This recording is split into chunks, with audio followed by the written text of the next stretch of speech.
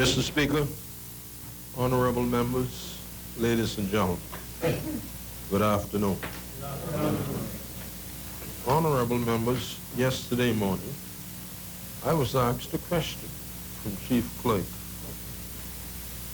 Mr. Forbes. Mr. Chaplain, is there a word from the Lord? Good question. Yes, I can say without fear of contradiction that there's always a word from the Lord, and it is found in the Holy Bible. What does the Bible stand for? Someone said that the acronym of the Holy Bible is simply this. He only left you basic instructions before leaving Earth. The question is, are we following those basic instructions? Think on these things. 1 John 4:7-8 instructs us, dear friends, let us love one another, for love comes from God. Everyone who loves has been born of God and knows God. Whoever does not love does not know God, because God is love. 1 Corinthians 13. And now abideth three things: faith, hope, and love. And the greatest of these is love. Proverbs 3:5-6. Trust in the Lord with all your heart. Lean not on your own understanding. In all your ways, acknowledge him or submit to him, and he will make your paths straight. Shall we pray? Heavenly Father, we enter your gates with thanksgiving and into your courts with praise. Now, Holy Spirit, I bring our honorable members before the throne of God this afternoon, especially our Minister of Finance, who is seeking the approval of the projections for the budget for 2020. Oh God, may our honorable leaders be guided by your omnipotent wisdom, so that the projections in this new budget, when agreed upon, shall be fulfilled in the fullness of time. And we shall be careful to give you all the praise and thanks for what shall be accomplished. We ask it in Jesus' name, who taught us to pray, saying, Our Father in heaven, hallowed be thy name, thy kingdom come, thy will be done on earth as it is in heaven. Give us this day our daily bread. Forgive us our trespasses, and forgive those who trespass against us. Lead us not into temptation, but deliver us from evil. Thine is the kingdom, power, and glory, forever. Amen. Have a lovely day.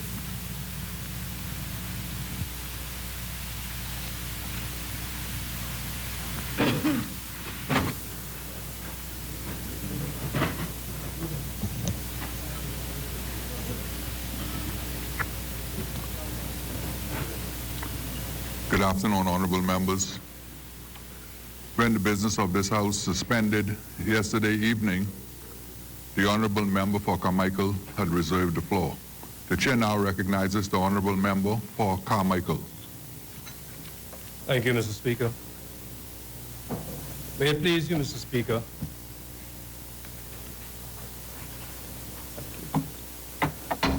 Speaker, I'm grateful to the residents of Carmichael for the opportunity to be here today and to make this contribution to the 2019-2020 budget debate. I wish to acknowledge, sir, in the presence, this Parliament, the presence of Permanent Secretary Thompson from the Ministry of Public Works, a number of our officers from the ministry, Director of Security. I also want to acknowledge the presence of Bishop Bowe, who is now that he's retired, can enjoy politics. Speaker, also present here today are the ladies who keep me smiling every day. That's Nikki, Bianca, Ms. Wood. Speaker, they're going to have a hard time keeping still for 2 hours, so I don't know. Filming it. They may actually be out of this place very soon. Also from Shell, Mr. Scott Salmon, who is here also. Forgive me, sir, with my slight cold. Speaker, I begin by thanking Almighty God for His grace and His kindness, bringing my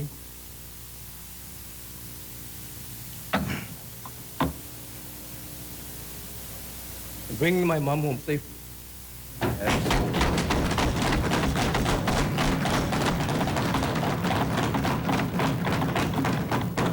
I'm thankful, sir, for the many skilled and caring doctors and nurses, caregivers who made it possible for her to return home recently after months of hospitalization in the Bahamas and in the U.S.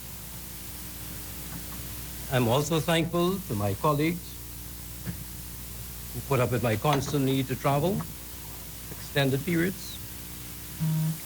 And I thank you all for your prayers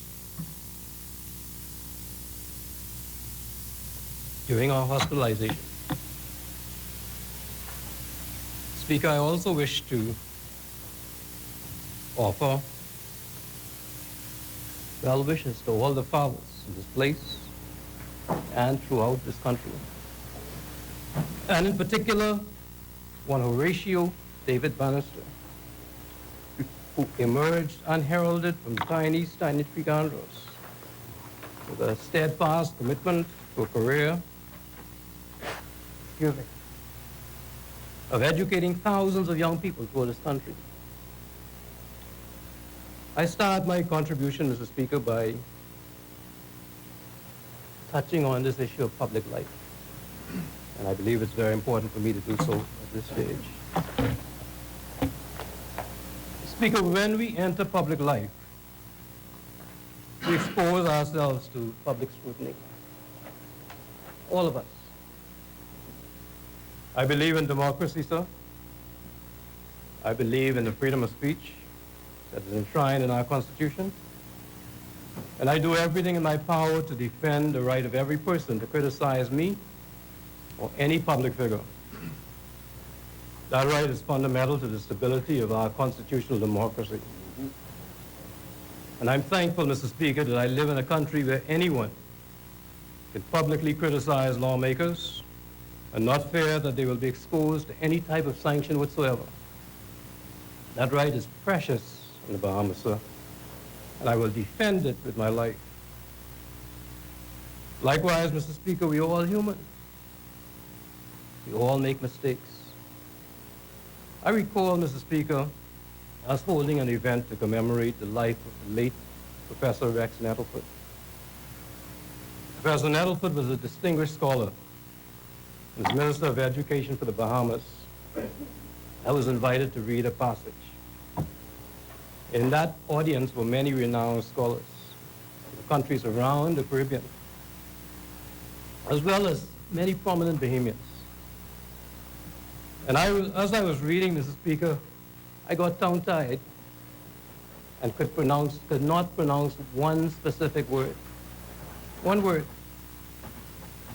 I tried several times, but I just couldn't pronounce that one word. This was the Minister of Education for the Bahamas. I felt embarrassed. Mr. Speaker, I don't think I'll ever be able to pronounce that word. So, Mr. Speaker, I understand how my colleague and friend, member from Macau, felt in this place last week. She made a mistake in public on the high stage of Parliament. She was criticized publicly, harshly, in some instances unfairly. Yeah. But I'm not here to criticize the critics, Mr. Speaker. They have a right to say whatever they want. You see, sir, I learned an important lesson from my mother. As a child, she repeatedly read to me a poem that all of you have heard sometime in your lives. It's called Children Learn What They Live. And it emphasizes the point that the Minister of Education made earlier in this debate. I'm not going to read the whole poem, but I'm going to read just one or two lines of it. And the first line says, if children live with criticism, they learn to condemn. If children live with hostility, they learn to fight. If children live with fear, they learn to be apprehensive. If children live with pity, they learn to feel sorry for themselves. If children live with ridicule, they learn to feel shy. And it goes on. All of us know that. All of us have heard that. Mr. Speaker, we all criticize others at times. But when people continually condemn, I feel empathy for them because I understand that they live what they live with as children, people who continually condemn. So, Mr. Speaker, that mistake by the honorable member was 1 minute in her life. It does not define her. It was a mistake, pure and simple. I know the honorable member from McCall to be a caring, decent mother, wife, and member of parliament. She has a passion for the people of McCall, and she works every day to improve their condition. She is a law-abiding citizen. She is a mother and a wife who sets a type of example that our young people can look up to, admire, and emulate. She is my friend. She is a virtuous woman that the Bible speaks about. Mr. Speaker, I admire the member from McCall for who she is and for the outstanding commitment to her family. We are fortunate to have her here in Parliament, and as I said before, 1 moment does not define her life.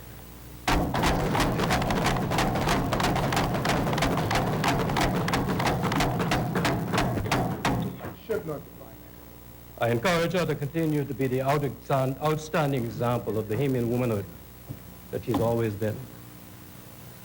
Speaker, if I may turn to Carmichael for a few minutes. I want to touch on a few matters in the Carmichael constituency. Carmichael has repeatedly shown confidence in me, and it is my duty and honor to give back all that my God-given talents permit me to. First, sir, I offer sincere condolences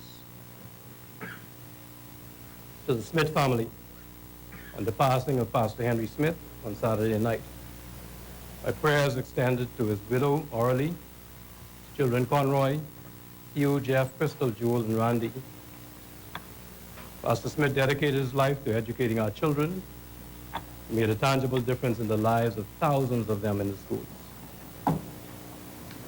Speaker, during the past week, I had the honor to attend prize-giving ceremonies at the Andy Garr Preschool and the Gerald Cash Primary School. Our children inspire me. Our dedicated educators motivate me. I offer congratulations to the children, and thanks to the teachers and administrators. These children and teachers give us all hope for a bright future for our beloved Bahama land. Speaker, this upcoming weekend is a very special one in Carmichael, and please permit me to touch on 3 events. First, I offer best wishes to Bishop Albert Hepburn.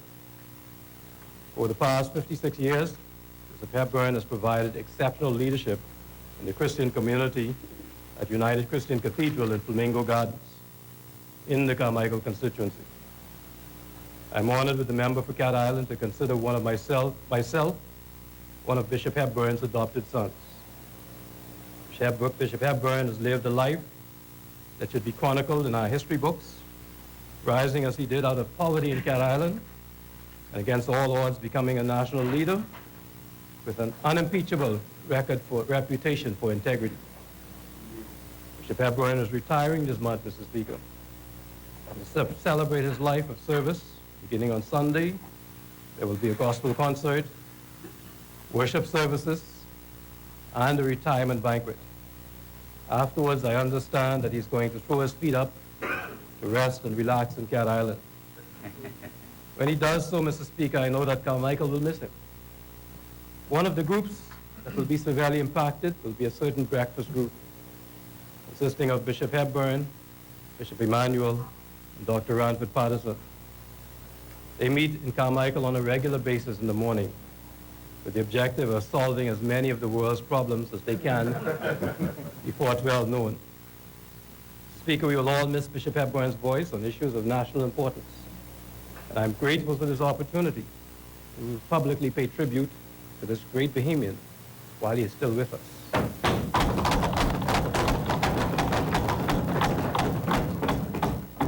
Secondly, Mr. Speaker, Bishop Carrington S. Pinder, a longtime resident of Ambergris Street in Bel Air Estates in Carmichael, will celebrate his 37th pastoral anniversary at St. John's Native Baptist Cathedral at 11 a.m. on Sunday. Bishop Pinder is a strong, composed, self-possessed, and supportive leader. I wish to also publicly commend him for his 37 years of outstanding service to the ministry. He and his wife, Reverend Sabrina Pinder, live lives that set an exceptional example for all of us. And I take this opportunity to recognize them as outstanding Bahamians.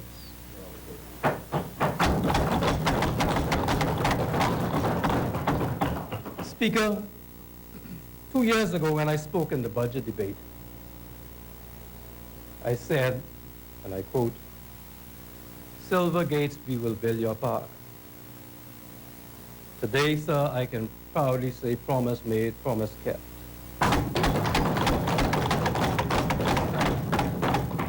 Speaker,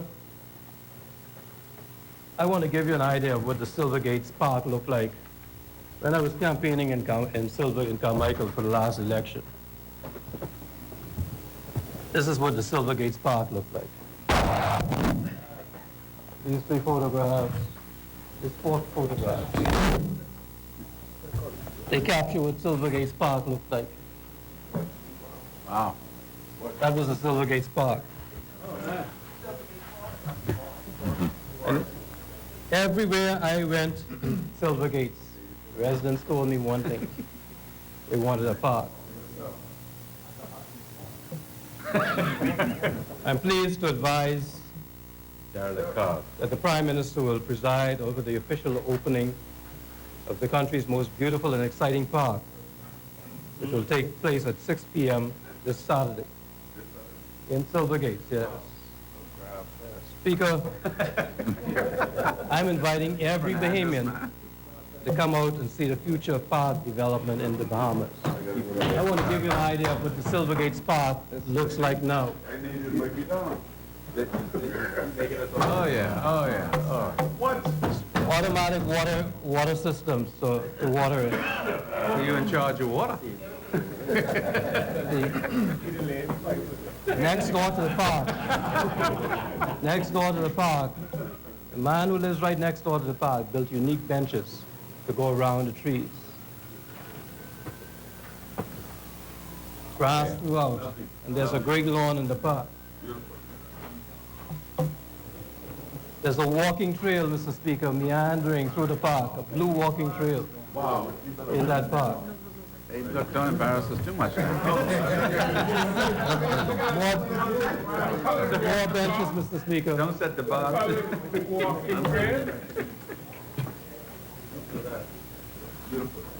Mr. Speaker, all along that walking trail, at every few steps, you find exercise equipment. So you can stop and exercise.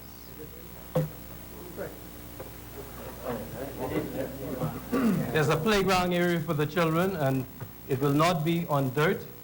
It is going to be on a synthetic material. There will not be any dirt here, but there's a full playground area for the young children in that park. There's a huge pavilion, Mr. Speaker, in the middle of the park. And this here, you can look here, this is concrete. I want you to see what that concrete looks now, because that concrete looks like something that we call, that concrete has been painted, and that's what it looks like now, Mr. Speaker. Oh yeah. It looks like we're in a hotel in out west of Bay Street.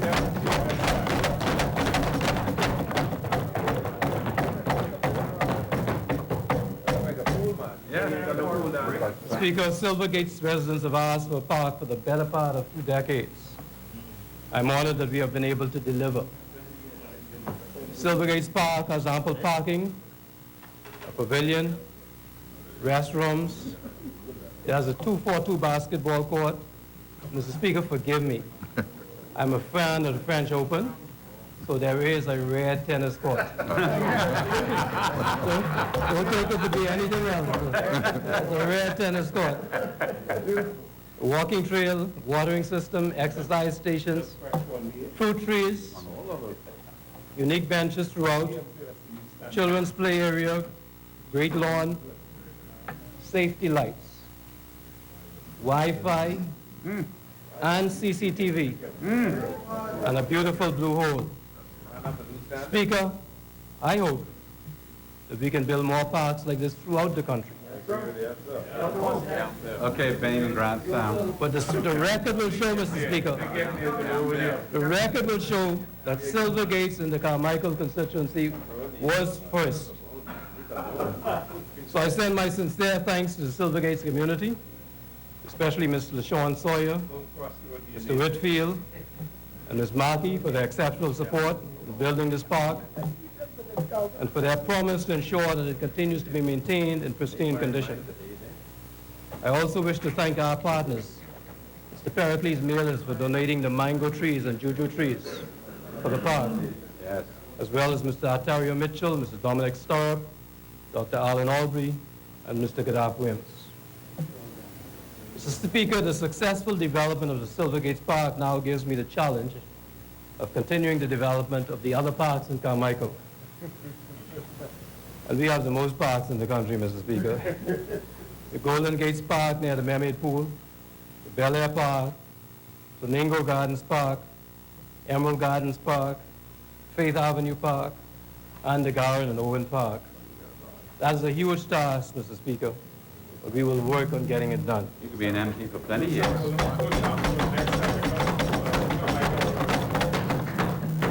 Speaker, if I may stay on the topic of Carmichael for just a little longer, I wish to thank the Minister for Social Services, who has led the way to assist in the opening of Carmichael's first urban renewal center in Flamingo Gardens. We are grateful to him for driving the project and for partnering with us to bring this exceptional opportunity to Carmichael. Speaker, last summer we held the first annual Carmichael Summer School Initiative at the Sir Gerald Cash Primary School in Flamingo Gardens. The camp attracted in excess of 100 children every day. The second version of the camp will be held again this summer, beginning the first week in July. And we expect that we will have even more children in attendance, to be guided by highly qualified and enthusiastic teachers. I wish to thank Principal Cosetta Johnson for guiding us, and the Minister of Youth, Sports and Culture for her invaluable assistance. Speaker, this summer we also intend to hold a highly competitive basketball tournament on our new surface in Silvergates Park, which is the best basketball surface around. And The old Westerners carry on. the Speaker, Kalani has a surface that's almost as nice as ours. And we anticipate that the prizes will be highly sought after. We also expect to have a special basketball celebrity who will be in attendance. Mr. Speaker, I could speak about Carmichael all day, but I'm advising anyone who wants to know more about what is happening in Carmichael to secure a copy of the Carmichael Report 2019, which I will be delivering to homes throughout the Carmichael constituency during the upcoming week. In addition to the matters that I have touched on, the brochure speaks to our Carmichael Jobs WhatsApp group, the roads that have been paved, the sidewalks, the improvements to the Sir Gerald Cash Primary School, the renovation of the Homework Center in Flamingo Gardens. And Mr. Speaker, someone I heard has claimed the biggest back-to-school party, so I have to say the best back-to-school party in the country, and the best Christmas party, and all the other wonderful improvements made in Carmichael this year. The report is a must-read for 2019, and I will personally ensure that all Carmichael residents get their copy. Thank you, Carmichael. We are working for you.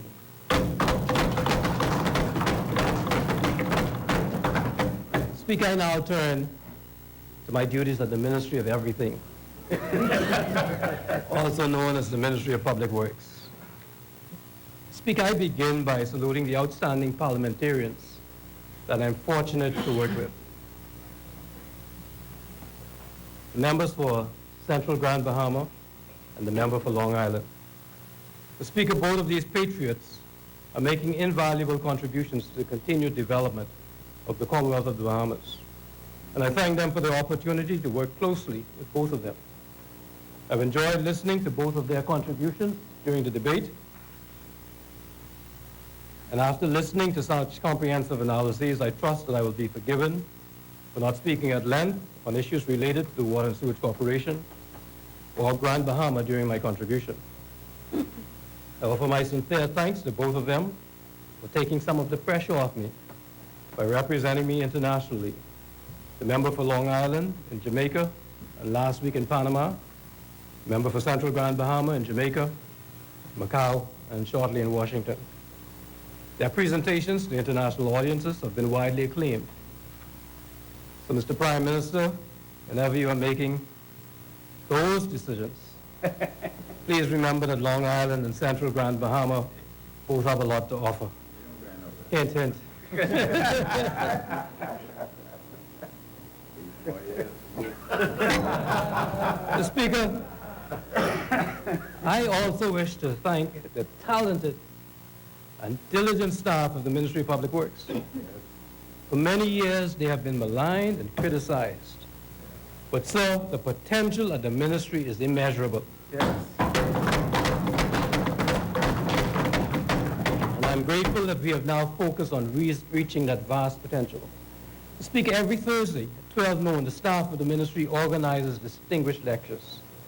They bring in big thinkers in Bahamian society and from countries around the world, as we saw recently with respect to the lecture by the Shanghai Business School on urban development in Shanghai, China. The distinguished lecture series is entirely a product of our creative staff who appreciate that they are partners in moving the ministry forward. I thank engineers Harrison Lockhart and Jipko Johnson and senior quantity surveyor Eloise Fernanda, together with the remainder of their team, for their dedication in making a tangible difference throughout the Ministry of Public Works. The culture of the Ministry of Public Works, Mr. Speaker, has changed, and it has changed for the better.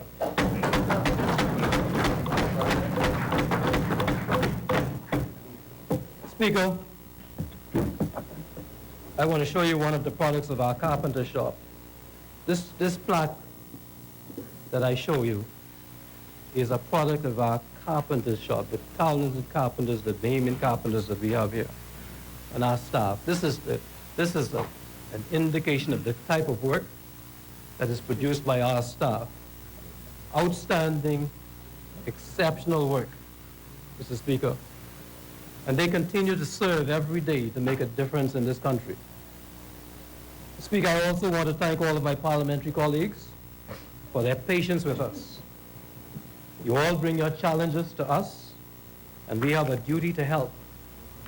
Believe me, we do try our best, because we know how important it is for you to be able to get these tasks completed in your constituencies. We try our best to serve and to make a difference for every member of Parliament. The challenge is great because the country has been left with a crumbling infrastructure. So I ask colleagues for their patience and their understanding. Speaker, I know your concerns with respect to Alexandria Boulevard, and I promise you that I will be collaborating with the member for Long Island in having the water and sewage issues dealt with so that we can pave that critical road in your constituency.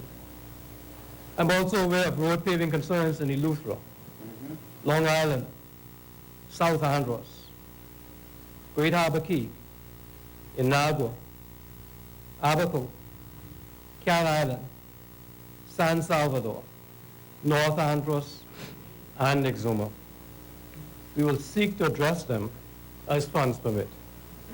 The ultimate answer, however, will most probably be public-private partnership agreements that provide incentives for investors while at the same time bringing some benefit to those communities. Speaker, I know that this won't take any pressure off my colleagues, but I'll give you an example of the type of challenges that we face every day in the Ministry of Public Works. and I have to make the hard calls. When I visited Crooked Island with my friend from Macau, she showed me a road that needed paving. That road was about almost a mile long. Only 6 people live on that road, Mr. Speaker. Paving it would probably cost $100,000. On an economic analysis, it may not make no sense. But to those 6 people, getting that road paved would change their lives. To them, it is the most important thing in the world. And we have similar situations in every island in the country.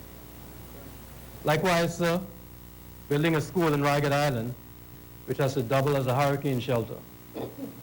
Ordinary Nasuvian, they question spending $4 million to build a school in Ragged Island for 6 children that doubles as a hurricane shelter for a community of 60. But to the residents, it's life and death, and we take it seriously. Mr. Speaker, I could take examples like this from every settlement, in every island. It's not just a question of dollars and cents, but these are decisions that we have to make every single day. We try our best, Mr. Speaker, and in doing so, we are rightly subjected to criticism at times. Our only answer is we do our best every day with what is available to us. I turn now to our professional staff. Mr. Speaker, we recognize that we have exceptional staff, and the ministry will work diligently, that's one of those words again, forgive me, diligently to ensure that their working conditions are the best possible. That's why I'm honored that the senior officers of the Northern Compound of the Ministry of Public Works have initiated a monthly meeting with me.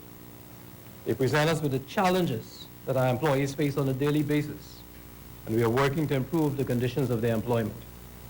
Mr. Speaker, if you come to the Ministry of Public Works, you will notice a plaque commemorating the opening of the building in November 1971 by the Honorable A.D. Hanna. In the ensuing 48 years, improvements have been sporadic to that building. And our employees work in very cramped conditions. Speaker, that is just not right. So we are systematically upgrading the building, wing by wing, floor by floor, so that these professionals can work in some degree of comfort.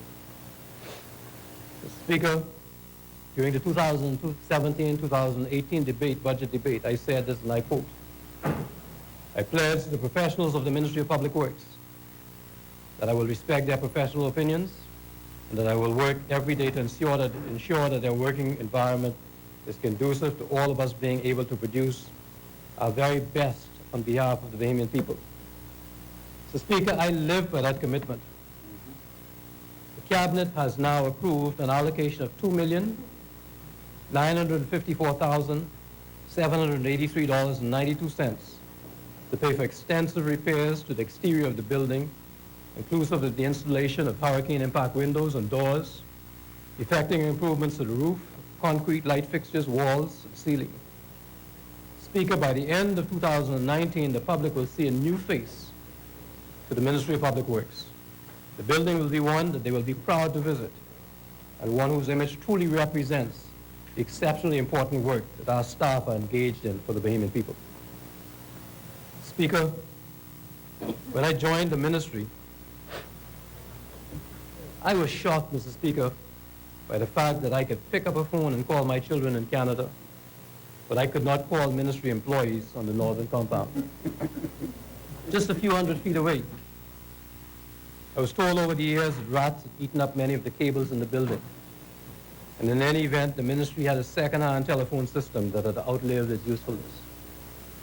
I'm pleased to announce that Cabinet has approved the allocation of $321,844.68 for a structured cabling system so that the staff may at least communicate with each other while at work, and additionally has provided state-of-the-art communication devices for our technical officers to communicate while working in the field, whether they are in the middle of a hurricane or some other natural disaster.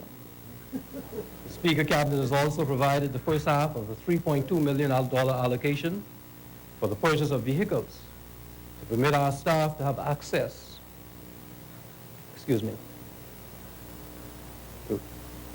to vehicles that will permit them to more efficiently carry out their functions, whether that involves responding to flooding requests, inspecting the electrical systems, pipes or elevators in homes, offices, installing those cat eyes that the member for South Andrews described so graphically, addressing air conditioning or plumbing challenges in our schools and public offices, or any of the hundreds of tasks that our staff are called on to address. We look forward to receiving the other half of the allocation this upcoming year, Speaker.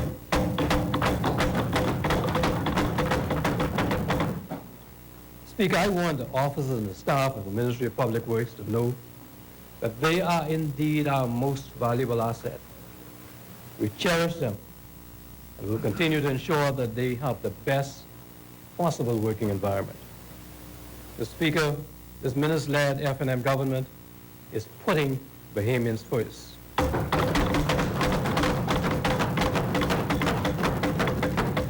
us, Mr. Speaker, that is more than an election slogan. That is how we govern every single day. Every day. Mr. Speaker, let me speak about our staff, new staff. The challenge at the Ministry of Public Works for many years has been an inability to recruit and keep young Bahamian technical professionals.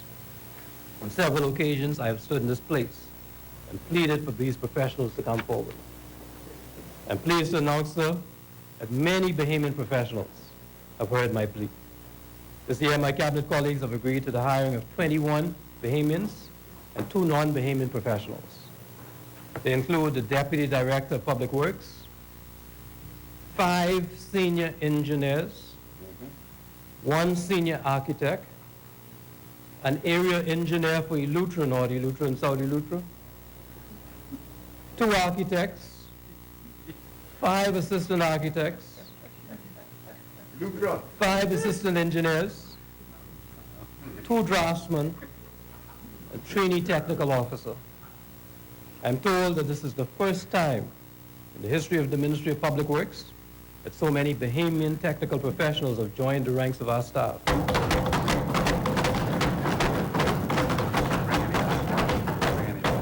That is an accomplishment. We welcome them with open arms, sir. Mr. Speaker, we expect that the entire country will benefit from the skills of these outstanding Bahamian professionals. And even though we now have space challenges at the Ministry of Public Works, I continue to look for more Bahamian professionals who have a passion for this country. The ministry especially needs quantity surveyors, and I invite those who desire to serve to come forward. The opportunity is here. Mr. Speaker, the ministry will now be able to decrease the burden that our staff face, as they often carry workloads that are significantly higher than that of their colleagues in the private sector. We will also be able to engage in true succession planning so that in a few years, our newly recruited young professionals will be the ones leading the way at the Ministry of Public Works. Now, Mr. Speaker, on this issue of succession planning, it's very interesting. In his absence, I take the opportunity to commend my friend, the member for Cat Island, for passing the torch. It can't be easy for him to pass the torch. For passing the torch and conceding leadership to a younger man, Exuma. I just did not expect it to happen so soon. My friend, the Honorable Member for Exuma and Ragged Island, has now been the lead speaker for the opposition in this budget debate, and I congratulate him on taking the mantle of leadership of his party.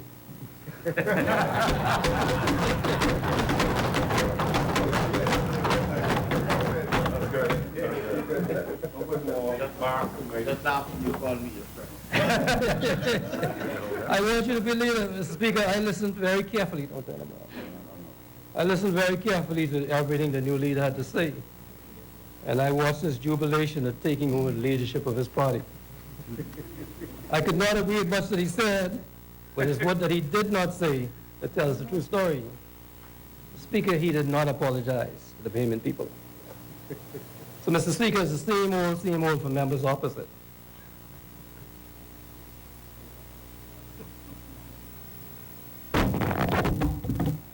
They criticize the most transparent and accountable government in the history of the Bahamas when they themselves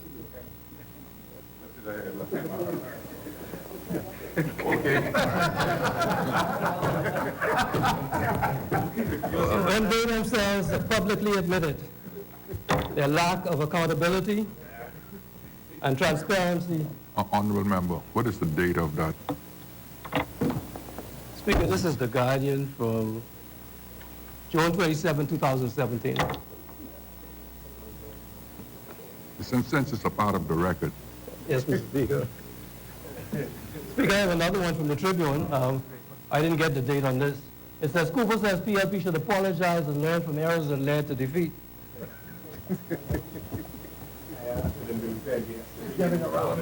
The Speaker, they admitted that they, and this is a direct quote, protected the interests of the party over the interests of the nation.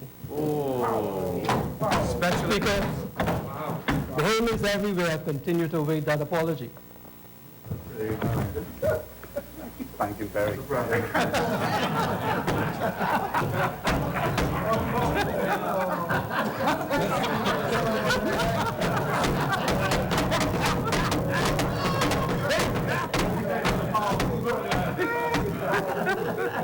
You can't say you're not a strong-arm leader. Mr. Speaker, Bahamians everywhere continue to await that apology. And the honorable member for Exuma urged his party to issue. Mr. Speaker, as Golden Gate said, it's never too late, Exuma. But Exuma also urged his party to repent. And similar advice was given by Philip Galanis, whose loyalty to the PLP cannot be questioned. In a column on the 17th of July, 2017, Mr. Galanis said this, and I quote, "Let's start with an apology. If the PLP truly understand the message of May 10th, the new party leader, Mr. Philip Brave Davis, should humbly admit that the PLP government made mistakes while in office, that many of the mistakes were indefensible and inexcusable, and on behalf of the PLP apologize to the Bahamian people for those mistakes. But sir, that wise advice will not be followed by members opposite either, even though the Bible tells us that repentance brings forgiveness. Mr. Speaker, the PLP has not repented, and the Bahamian people are not ready to forgive them because they refuse to follow Exuma's advice. And I quote, Mr. Speaker, this is what Exuma said, "A sincere and humble apology and repentance." Instead, Mr. Speaker, members opposite continue to defend the PLP's actions for their 5 years in power, which Exuma rightly predicted. And Exuma said that will anger the electorate. Mr. Speaker, the Bahamian people will continue to wait in vain for the PLP's apology and repentance. Mr. Speaker, one of the egregious errors that members opposite need to apologize to the Bahamian people for is the disastrous state that they left the economy of the Bahamas in. We all heard the big numbers, and I won't repeat them. Let me say, sir, that the figures were so big they boggled the mind, and the Bahamian people swept them out of office. So, Mr. Speaker, when we won the elections, we knew that we would have to rescue the economy. The FNM has always had to do that after every disastrous PLP administration. And in recent times, all of their administrations have been disastrous. So we knew, Mr. Speaker, that the cookie jar, which I borrowed from the other end of this table, we knew that the cookie jar had been raided and it would be empty, as the member for Sea Breeze had showed us. We expected that and we were prepared to deal with it. But, Mr. Speaker, members opposite added insult to injury. Their misuse and abuse of the cookie jar was not enough. They were not satisfied until they showed the country how really bad they were at governance. So they did the unimaginable, sir. Unimaginable. They left the candy jar empty, Mr. Speaker. They took the cookie and the candy. And Mr. Speaker, it's a shame because they left a hole in the candy jar. Reminded us of old Mother Hubbard's cupboard, which we all know was so bare that she couldn't even give her poor dog a bone. But despite that, they were not satisfied, Mr. Speaker. Speaker, they grabbed the National Piggy Bank, and the National Piggy Bank developed a hole. Speaker, Piggy bank together. I now know what they mean by putting money on the ground.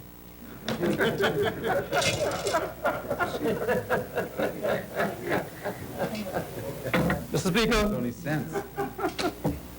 that's the challenge that we face upon assumption of office.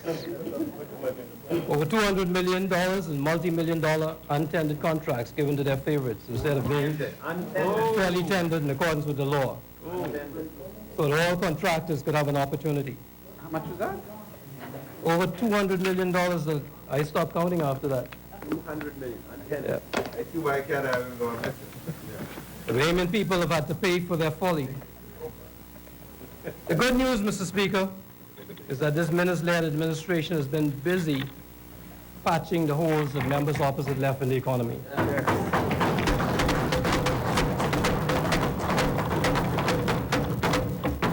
So, Mr. Speaker, now the cookie jar, as Steve Breeze indicated, Got some cookies. has some cookies in it. And that is on lock. Mr. Speaker, the candy jar and the National Piggy Bank Now I got a little something in it. now got a little something in them. So we can share this, Mr. Speaker, among the ministries. And maybe next year, Mr. Speaker, there'll be some candies to go around for all of the ministries.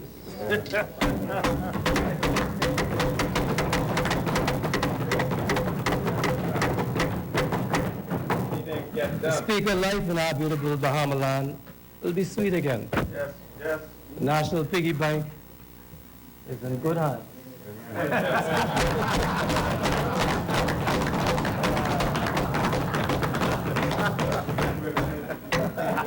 Speaker, this brings me to facing the reality of a capital budget allocation of $93,735,830. I had to do that twice. This is much less than I wanted, sir. It is $26,936,520 less than our allocation last year. It will pose a severe challenge to our capital works initiatives. Mr. Speaker, the work will go on. Yeah. The truth of the matter, Mr. Speaker, is that the government is committed to true fiscal reform. None of us want more taxation, and we cannot afford to continue along the road to ruin that members opposite us are traveling. So something has to give.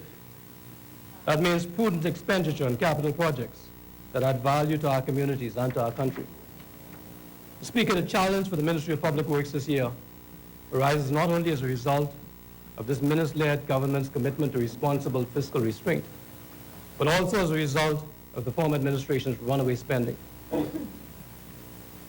Of the $93,737,830 in our capital budget, some $53,512,238.25 is already committed to ongoing capital projects. The Speaker, of that $53.5 million, because I can't keep pronouncing this word again, of that $53.5 million, $10,070,065.53 is committed to completing the Andre Rogers Baseball Stadium.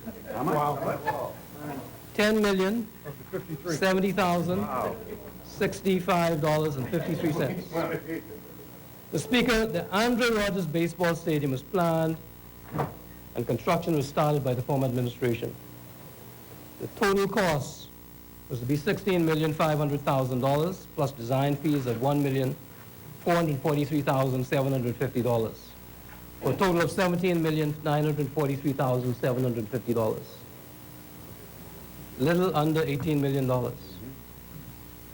Under the former administration, the cost continued to mushroom, completely out of control. To date, the government has already spent $25,910,347.20 on the stadium. And we estimate that it will take close to $11 million more to finish the stadium. That means that due to irresponsible management of the public purse by members opposite, total cost of the baseball stadium will be approximately $35,980,412.73. Almost twice. More than twice what the cost was supposed to be. Speaker, the tale of the Star Academy is even more sordid. Former administration never planned the construction of the project. It started out by allocating $6,891,333.60 for demolition. A few months later, they increased that by $20,098,453.30. Now, Mr. Speaker, the total cost is going to exceed $30 million. But that's not bad for an educational institution if we have to do it.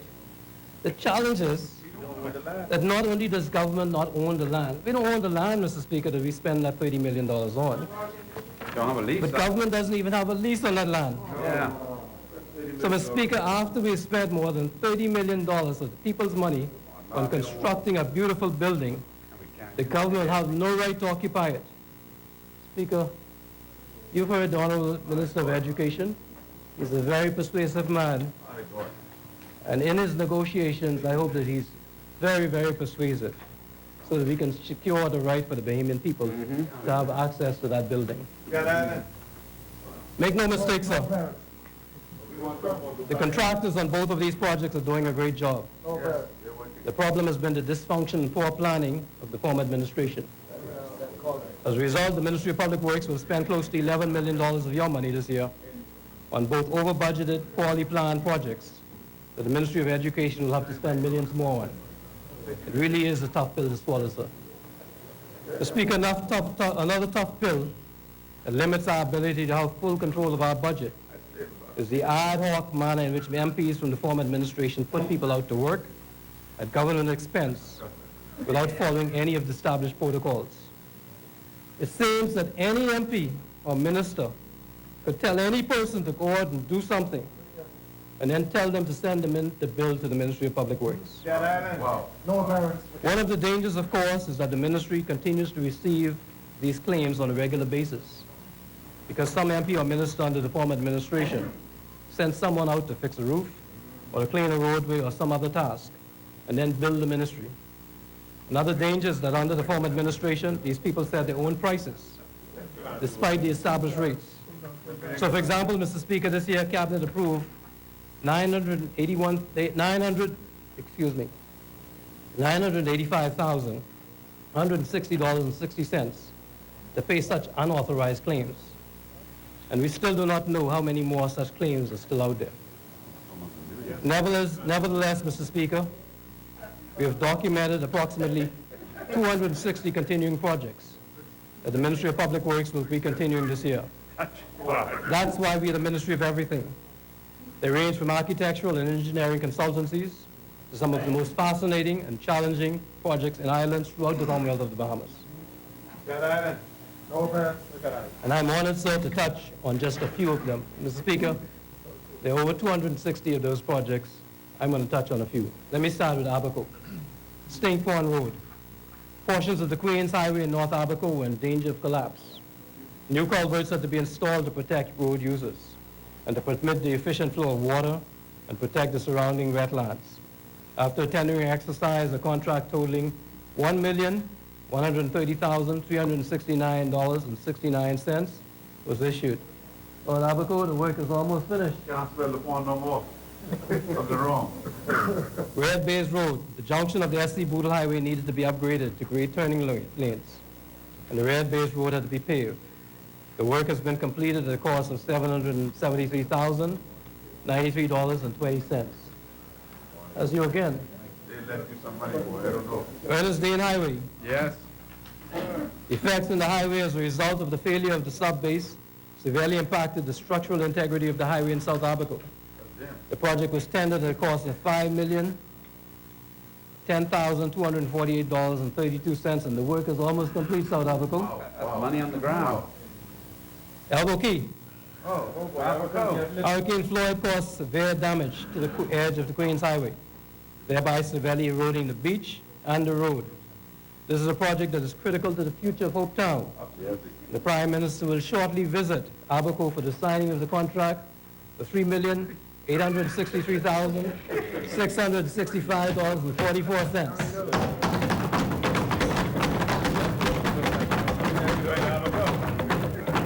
Abaco, we care about you. And thanks to Honorable Minister Henfield from North Abaco, Feeling the love. and South Abaco MP James Aubrey, we've been able to successfully identify the major challenges and then implement these initiatives. Thank you, colleagues. Thank you, sir. Long Island. The pipeline. Mr. Speaker, the Monument Road is 3 miles of torturous driving over rocks and through bush to get to the most beautiful vista in the Bahamas and perhaps in the world. The view from the Columbus Monument is incomparable. Thanks to the persistence of the Long Island MP, Mr. Adrian Gibson, Cabinet allocated $1,346,474.41 to properly construct and pave this road and to create a parking at the bottom of the monument and steps to the top of the monument. That work is ongoing. Oh, yeah. Newton's Key Bridge. Mr. Gibson's insistence has also led Cabinet to allocate $548,263.36 to replace the Newton's Key Bridge, which has totally collapsed. That work should begin next month. Mr. Speaker, we anticipate that the ministry will soon begin to look into consultancies for the design of the long-awaited Long Island Airport. So I expect, sir, that by the end of 2019, Long Islanders and visitors alike will have access to 2 of the most beautiful ecological sites that I have ever seen in my life, and then we will start to develop that airport that the MP for Long Island keeps bugging us about. Thank you, MP Adrian Gibson, for caring so much about Long Island. Eleuthera, Glass Window Bridge. Last year, the iconic Glass Window Bridge was closed as a result of damage caused to it by dangerous swells. After a tendering exercise,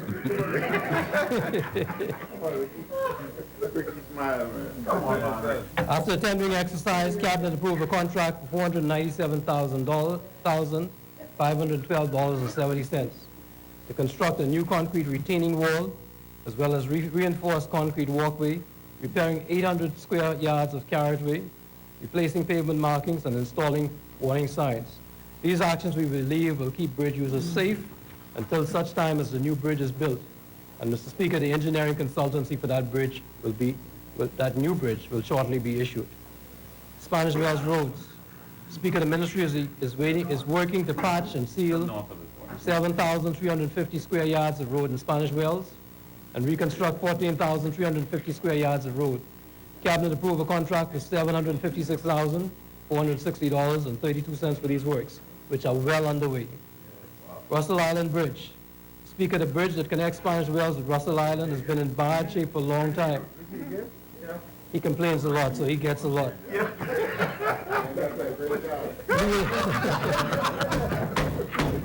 We will be replacing the old bridge with a new... Lord Eleuthera, listen now. We will be replacing the old bridge with a 2-lane bridge that is 162 feet long and 18 feet wide. The successful tender came in at $2,803,102.40. We expect that the contract for the new bridge will be signed fairly shortly. Lord Eleuthera Airport. Speaker, when aircraft movements in the Commonwealth of the Bahamas are considered, the North Eleuthera Airport ranks in the top 3, with Marsh Harbor and Exuma, whether we consider domestic or international travel. The physical plant is entirely inadequate. Seating is on the outside. In the morning and the evening, the mosquitoes are out in full force, and when it rains, passengers get wet. Moreover, the runway is entirely inadequate. The plan is to build a modern airport that is essentially identical to the one that is to be built in Exuma, and this will take several years. The estimate budget is some $40 million. Sir, and I will not dwell on it since both of the honorable members for Freetown and the member for North Eleuthera have touched on it. Governor's Harbor Administration Building. Speaker, the requisite roof repairs, interior and exterior painting, as well as mechanical and electrical repairs are progressing well. Harbor Island Dock. Dock in Harbor Island is the lifeblood of the community, but for years has been adequate in size and configuration and remains in poor condition. Cabinet has approved the issuance of a contract for $4,702,221.53 for the successful contractor to reconstruct and enlarge the dock, provide bollards and lighting, dredge the surrounding area, and refurbish the customs area. Roads. Preliminary work has been done on 38 miles of roads from Governor's Harbor to North Eleuthera Airport at a cost of $472,196.03. I'm cognizant of the immense need for roadworks throughout Eleuthera. Speaker, let me repeat that again while I get out silence, please. I am cognizant of the immense need for roadworks throughout Eleuthera, as the unrelenting MPs for North and South Eleuthera, Messrs. Markey and Johnson, keep reminding me over and over again every time I see them. They are both strong advocates for Eleuthera, and we will seek to do all that we can to make a difference. Stay tuned. Spanish Well Cemetery. A site has been... Here we go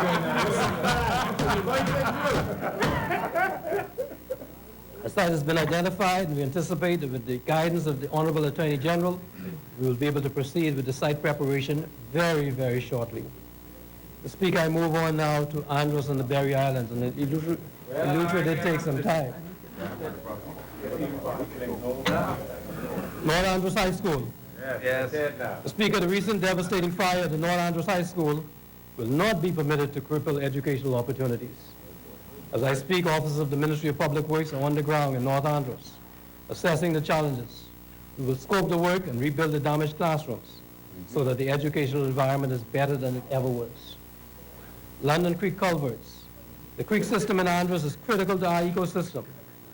Cabinet has approved the issuance of a contract of $2,746,916.51 to restore the culvert system of London Creek to support the natural regeneration of the ecosystem with 4-foot-high culverts and other significant improvements. Stanyard Creek Bridge. This will be the first of 3 major bridges in Andros that must be replaced. The engineering work has been completed, and the contract is about to be tendered. We are on schedule for construction to begin later this year. Excavation work will also be done for the creek to rescue it from its current state of stagnation and restore a healthy tidal flow. South Andros Gymnasium. Mr. Speaker, the former administration started the gymnasium in South Andros, and we will finish it. So my friend, the Member of Parliament for South and Central Andros and Mangrove Key, will have taken note of the $4,846,162 that has been set aside in the budget. Barmsey. The Speaker, Barmsey was a great idea that was poorly planned. The execution of Barmsey's development was deplorable. Millions of dollars of hard-earned taxpayers' money was wasted, and regrettably, nobody was required to account. Rank political partisanship was permitted to determine who got work and who didn't. No parents. It was a free-for-all, and the Bahamian taxpayers were required to pay the bills. No wonder the National Piggy Bank suffered so egregiously. Let me give you one example, Mr. Speaker. The government initially signed a contract for $1,774,720.80 for the construction of the lecture theater. The site was changed prior to construction. The new location was on a slope. Then there were construction delays. Then changes in design. It also became so confusing that the work had to be suspended in 2014. When work resumed in 2016, the cost had mushroomed. The cost had mushroomed from a little under $2 million to $6,363,500. The works that were carried out bore no relationship whatsoever to the scope of the contract.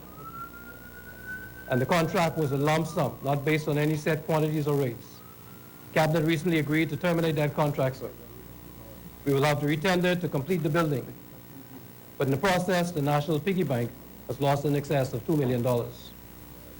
The Speaker, the development of Barmsey must continue. But this time, all construction will be properly planned and executed. We will work to ensure that insurance for all contractors is up to date. And if there's a problem which causes the loss of millions of dollars of people's money, we will recover it from the offending contractor. Unlike members opposite who lost $2,640,347.07 of the Bahamian people's money on the male student dormitory and never looked back. The Speaker, as a result of the negligence of members opposite, the government has now spent $1,677,588.82 to complete the female dormitory because members opposite negligently permitted the former contractor to leave the generator and lights on the dock with Hurricane Joaquin approaching. So they were irreparably damaged. We also found that 80% of the door frames were not compatible with the doors. The Speaker, this type of incompetence will not be permitted under this administration. Speaker, today, I will table a chart illustrating the history of Barnsley construction saga under members opposite and the work that must still be done, which again must be completed over a number of years. Mangrove Key Dock. The main dock is only approachable during high tide, hence the approach channel requires remedial dredging. The concrete bulkhead must also be repaired and replaced. Great Harbor Key Airport. The Speaker, as a fisherman's paradise, the airport at Great Harbor Key is the focus of a tremendous number of international flights and ranks among the top 3 airports in the Family Islands.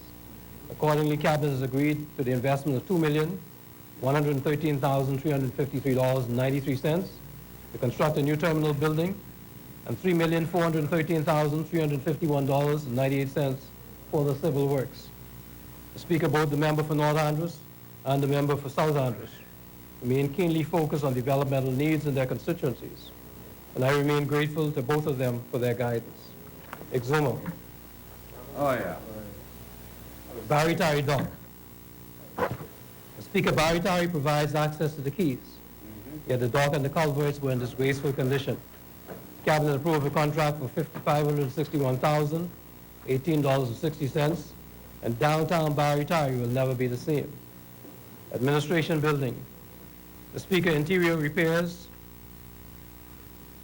and interior and exterior painting, mechanical and electrical repairs will soon be started by the identified contractor.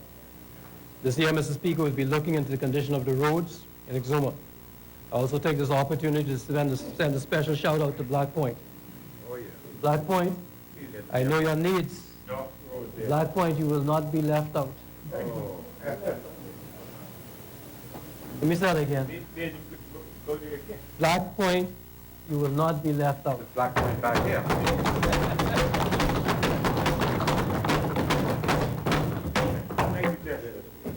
The Yeah, Speaker, senior member for Black Point.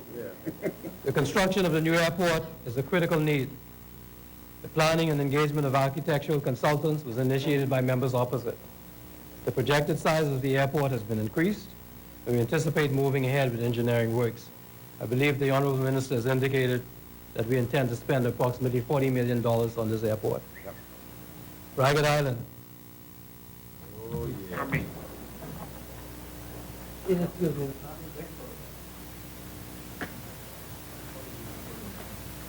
Like you're on a plan?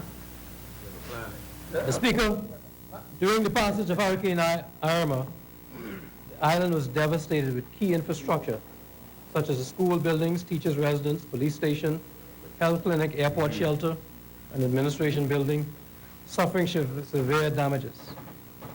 This infrastructure was extremely vulnerable because it was very old, and much of it did not meet current building standards with respect to the proper strengthening of foundations and the construction of roofing. There's a huge challenge to enforce building controls in the construction process in many Family Island communities. It's very important for local government to be vigilant during the entire process so that we may protect residents of these communities from natural disasters. Due to the current condition of all government buildings, new infrastructure is to be constructed as follows, Mr. Speaker. The first one is the construction of the school and teachers duplex. We anticipate, Mr. Speaker, that this is going to cost some $4 million. School has been designed for 60 people, but will also serve as a hurricane shelter. Education, the Ministry of Education has only 6 students on record. The project design has been completed, and currently the tender documents are being finalized. It's planned to tender the project by next month with an expected start date in October or November. And Mr. Speaker, this is why it's so important and such a challenge, and I spoke about this challenge in the Family Islands. And so Architects have sought to design a hurricane shelter, a small school, and teachers' residence. And so if you look here, Mr. Speaker, we cannot anticipate that it's always going to be a married couple as teachers. And so we anticipate that there's going to be living accommodations for the teachers. So there'll be bedrooms here, a living room on this side, another living room, bedrooms on this side. Because the teachers will inevitably have children. So there'll be 2 bedrooms here and 2 bedrooms here. A living room, kitchens, etc. There's a hurricane shelter here, male room, male restroom, female restroom, office here, a library, a computer lab, principal's office. It's set up here, and then a recreation area in the middle. Mr. Speaker, this is the plan for Ragged Island School, and this is what we are going to be tendering. Speaker, to give you an idea of what the schematics look like, this is what we anticipate the school will look like.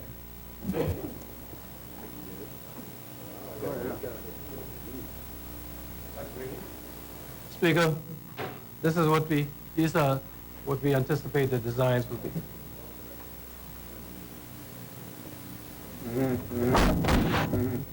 The basketball. In the center of it, Mr. Speaker, this ain't Daniel Key. We're not building no strange-looking school that's going to be leaking. We're building a school that makes sense. So, Mr. Speaker, we anticipate that Ragged Island is going to have a wonderful school. And as I indicated, challenges that many people in New Providence will not appreciate. The cost, the work involved, transportation costs, to be able to put a facility in a place like Ragged Island, where teachers can be accommodated with their living facilities, where you can accommodate the children, and where you can have a hurricane shelter for the community. And we must be able to do that, Mr. Speaker. Mr. Speaker, after the school, we're looking to construct a clinic. Designs are still being reviewed by the Ministry of Health, but the architectural design has been completed. We're looking to construct the administrative office, post office, a courtroom. The architectural designs are ongoing with that. And to construct a police station. Again, the architectural designs are ongoing. Mr. Speaker, having regard to the location of Ragged Island, and this is a challenge that we all have to face and we all have to anticipate. With all of those buildings being constructed, it is probably going to cost the Bahamian taxpayer approximately $12 million. Mr. Speaker. Mr. Speaker, preliminary cost estimates have taken into consideration the inflationary effect on construction from the cost of transportation to the family islands.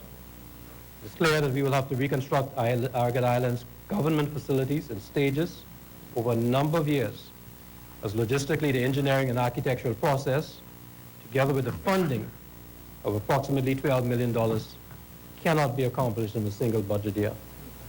I move to the southern Bahamas. Roadworks. Speaker, the works initiated under the former administration are continuing to completion. Roadworks in Auckland have been completed. They are ongoing in Crooked Island, which we will seek to accelerate. Speaker, I did speak earlier about the passion of the member from Macau as for constituency. I'm thankful for the opportunity that she provided for us to travel to inspect the works in both Auckland and Crooked Island. I'm also mindful of the concerns that have been expressed by the honorable member from Macau with respect to Mayor Guana, and we shall have to consider how best we can assist. Selena Point. That should be the cemetery. The cemetery of Selena Point is at its maximum capacity. A new site has been identified, and we anticipate that work will begin shortly.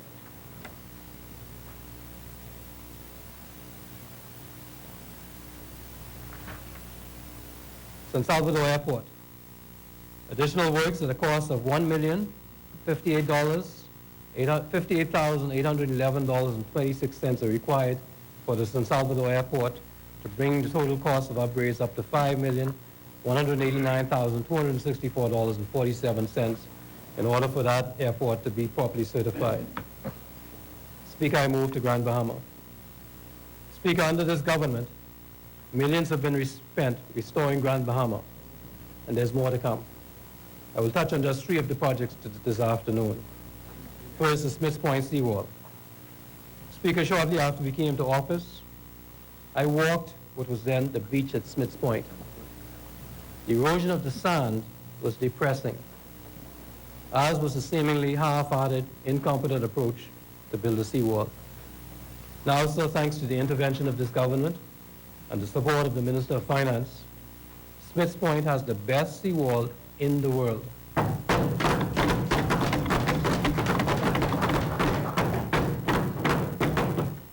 With safety barriers, and the roads in the community have been paved. Speaker, the beach is back. You wouldn't believe that. Be able to go back and look at Smiths Point and see that the beach is back. This government has saved Smiths Point from ecological disaster, Mr. Speaker. Garnet Lavardi Justice Center. The courts in Freeport are being renovated so that their appearance will truly match their purpose, Mr. Speaker. We spoke previously on the cost that is involved in that process, and the work is ongoing by a very highly competent contractor. Post office. We anticipate that the renovations to the post office will be out to tender shortly, and Grand Bahama can be prepared to have their post office in the type of condition that they would like it to be in. Speaker, I'm not going to spend a lot of time speaking about Grand Bahama because the member for Central Grand Bahama did so to some extent last night. I now move to New Providence. Speaker, this government is going to begin the development of the city of Nassau and the island of New Providence into a modern world city. From the new port to the new central bank to the road improvements to the proposed increases in building heights for the city, we are committed to enhancing the vibrancy of this city and island. Some of the critical projects to begin Renaissance include: 1, demolition of the Clarence A. Bean building. Speaker, the Clarence A. Bean building suffered extensive damage during the passage of Hurricane Matthew in September 2016. The cost of repairing and reconfiguring the building are prohibitive. The building does not meet the needs of a modern office building. Cabinet has approved a contract for $1,574,228.13 to demolish the building, after which it will be turned over to the University of the Bahamas, who intend to construct a beautiful, functional facility there.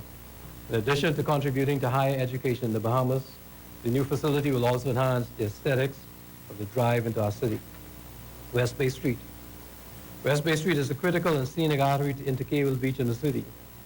For years, it has been plagued with potholes and water challenges. Cabinet approved the expenditure of $3,436,836.28 to install potable water infrastructure and pave the portion of West Bay Street between Blake Road and Old Fort Bay. And the work has been completed in the most professional manner. Southern Recreational Grounds. In accordance with the Prime Minister's vision to enhance the quality of life of residents in Baintown and Grantstown, the Southern Recreation Grounds are being redeveloped in a manner that will make all of us proud, with a children's play area, walking path, concrete board games, new lighting, that's okay. Walking path, concrete board games, reorganization of parking spaces, new lighting, local Bahamian shrubbery, new grass, new FIBA standard basketball court, new lamp poles, and repairs to stall the complex. When it's finished, Mr. Speaker, it will be the second nicest park in this country. The Speaker, some other major projects include replacement of the roof of the Customs building on Windsor Field Road, extensive renovations to the Thomas Robinson Stadium, repairs to the roof of the Senate building, the Golden Athletes subdivision, repairs to the Bahamas Correctional Center at Fox Hill, the Fox Hill Sidewalk Initiative, Clifton Pier Remediation Initiative, repairs and renovations to the Fire Services Facility at Lyndon Pinling International Airport, Coconut Grove Avenue Redevelopment Initiative, the Village Road Redevelopment Project, East Lane Cemetery Road Project. Mr. Speaker, I previously mentioned our summary of the approximately 260 projects that the Ministry of Public Works is currently working on at an estimated cost of $53,512,238.25. I'm pleased to table that document as soon as I'm finished. Sir, because if I spoke for 10 hours today, Mr. Speaker, I could not do justice to the exceptional commitment that our officers have to improving our beautiful Bahama land, and I could not possibly go through that long list of projects.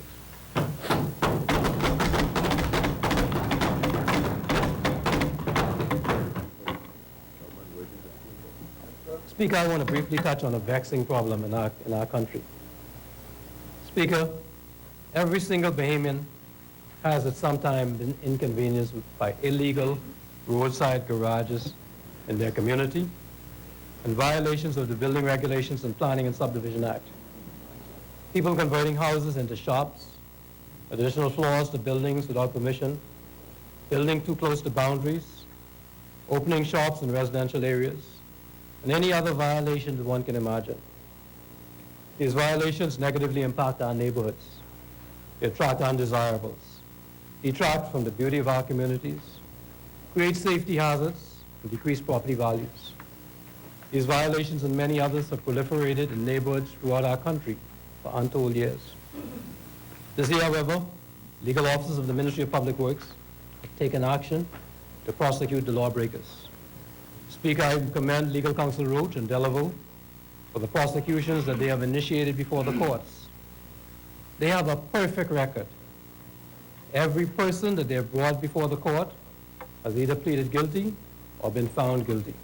Excellent. However, the challenge is huge, and we're hoping to have more attorneys assigned to the ministry so that we may initiate more prosecutions of those persons who imperil the safety and peace of our communities.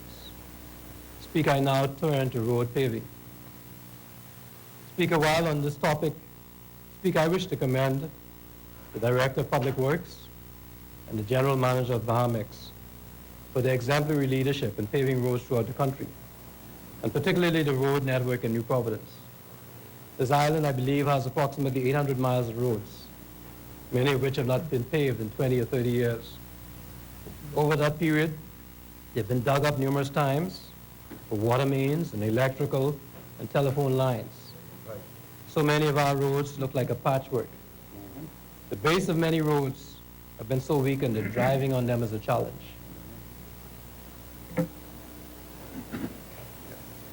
Speaker, we seek to improve the condition of these roads for the driving public.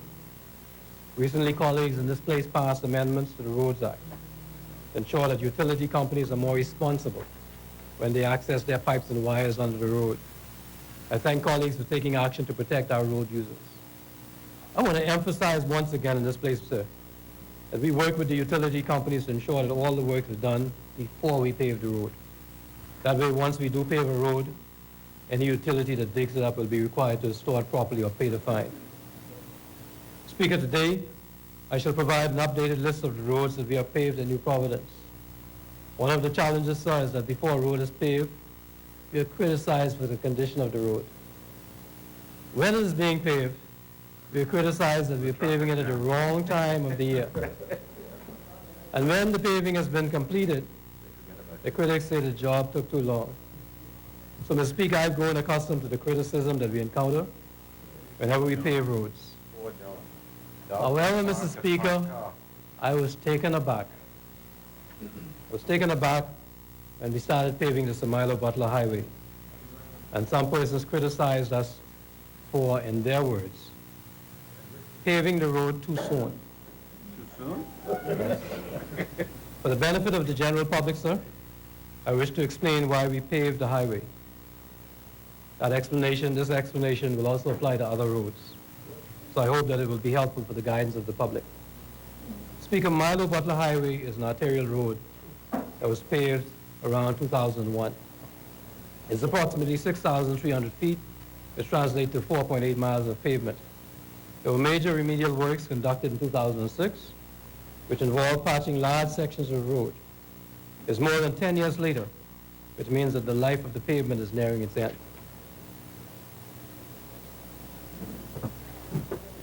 Milo Butler Highway is a major thoroughfare that links motorists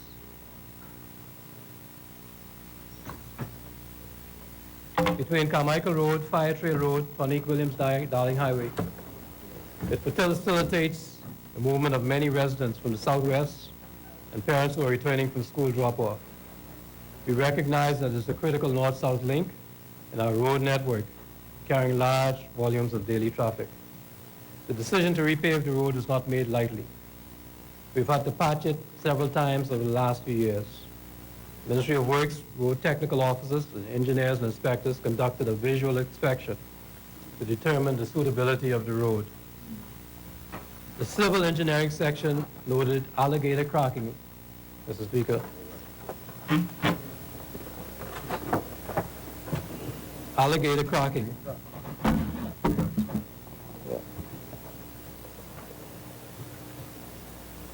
And Mr. Speaker, you see why we call it alligator cracking. You can look at it. You see it here. It's alligator cracking. The civil engineering section noted alligator cracking that arises from base failure and resulted in rough surface with areas of rutting. And these are the challenges we had. Failure to address these defects would result in increasing the frequency of pothole formation. Also, the cost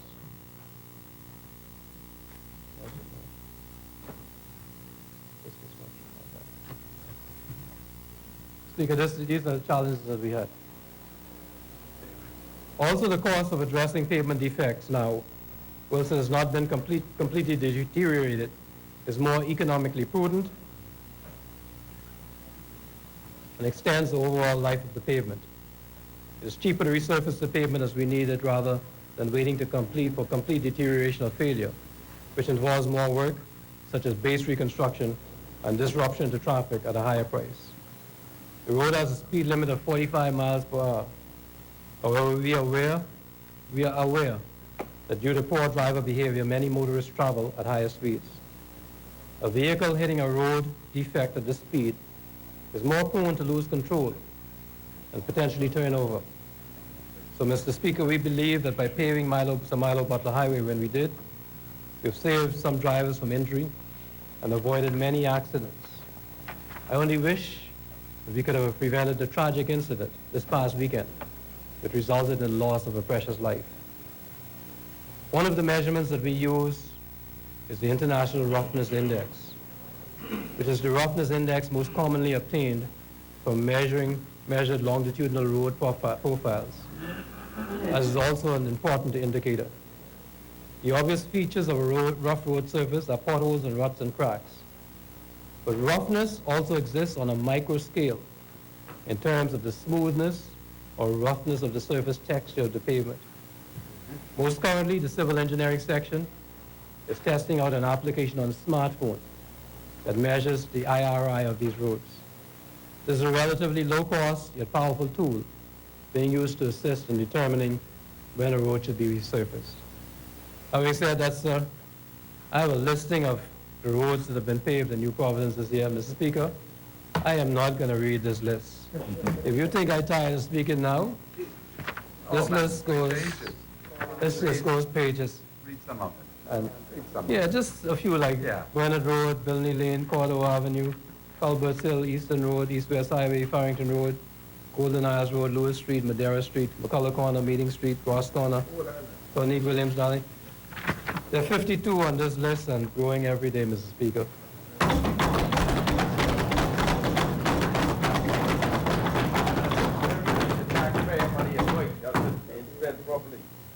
That's a road a week. Speaker, our officers will continue their mission to improve the experience of our road users throughout this country.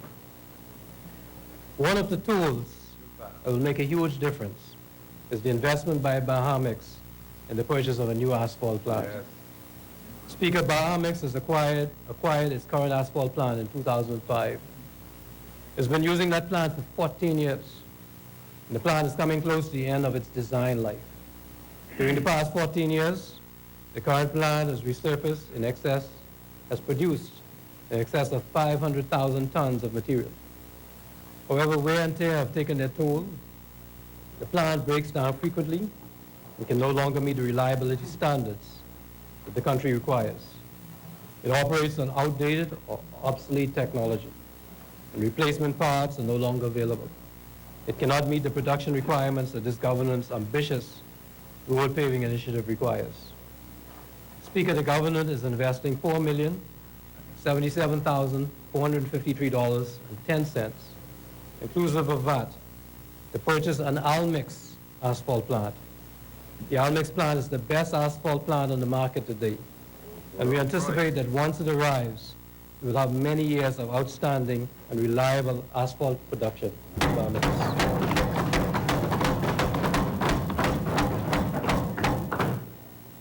Speaker, there's some associated challenges with roads. There are many challenges associated with road works and with keeping the island's roads in the best possible condition. As I said before, many of the roads are almost 30 years old. Their bases are eroding. With the rainy season, there are inevitable potholes. Potholes will always be with us, Mr. Speaker, but we can all assist in fixing them as quickly as possible by taking time to send a WhatsApp message to the Ministry of Public Works on its WhatsApp line, 376-0936. I apologize for giving the wrong number on the last occasion. Speaker, I want to address the issue of Bay Street flooding.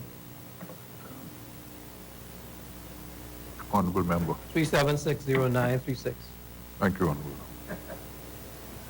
Speaker, another challenge we face with the roads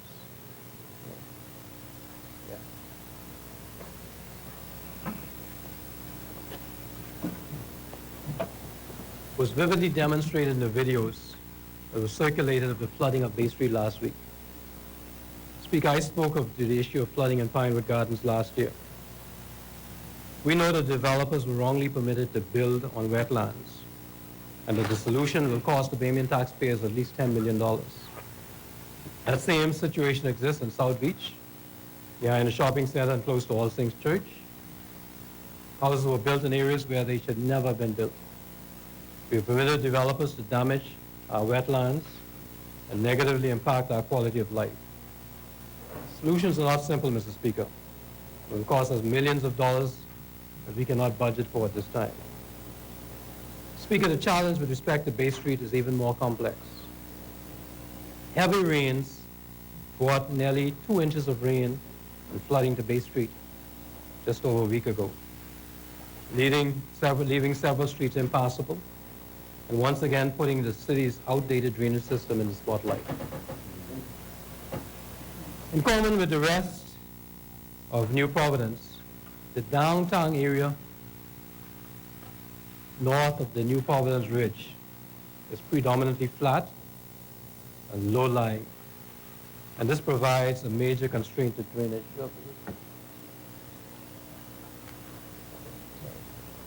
Speaker, this is the New Providence Ridge, starting at Nassau Street. It comes all along here. This is Bay Street, Dowswell Street and Bay Street down here. So this is the New Providence Ridge. New Providence Ridge causes Bay Street to be like a half of a bowl. So this is what we have. This is the effect that we have, and this is what I'm going to speak about.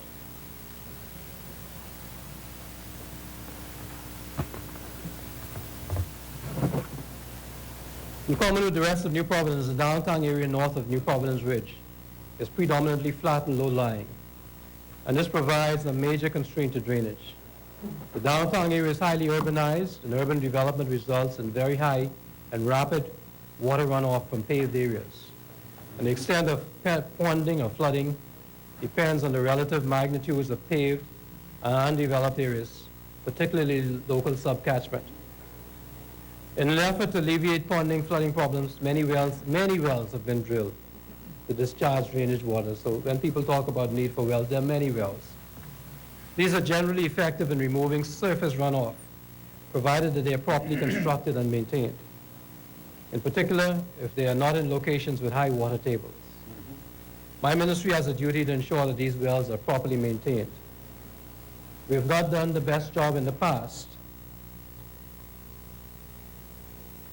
Mr. Speaker, I want to show you what we are doing now with respect to cleaning these wells and these drainage areas.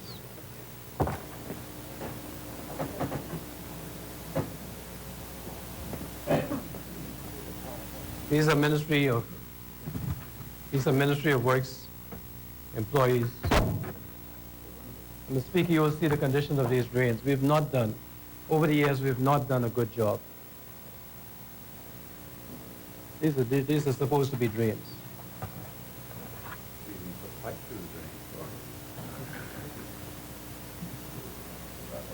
Mr. Speaker, my ministry, as I indicated, has a duty to ensure that these wells are properly maintained. We have not done the best job in the past, but we are working to improve. The operation of the drainage wells is influenced by tides and by the general water table level.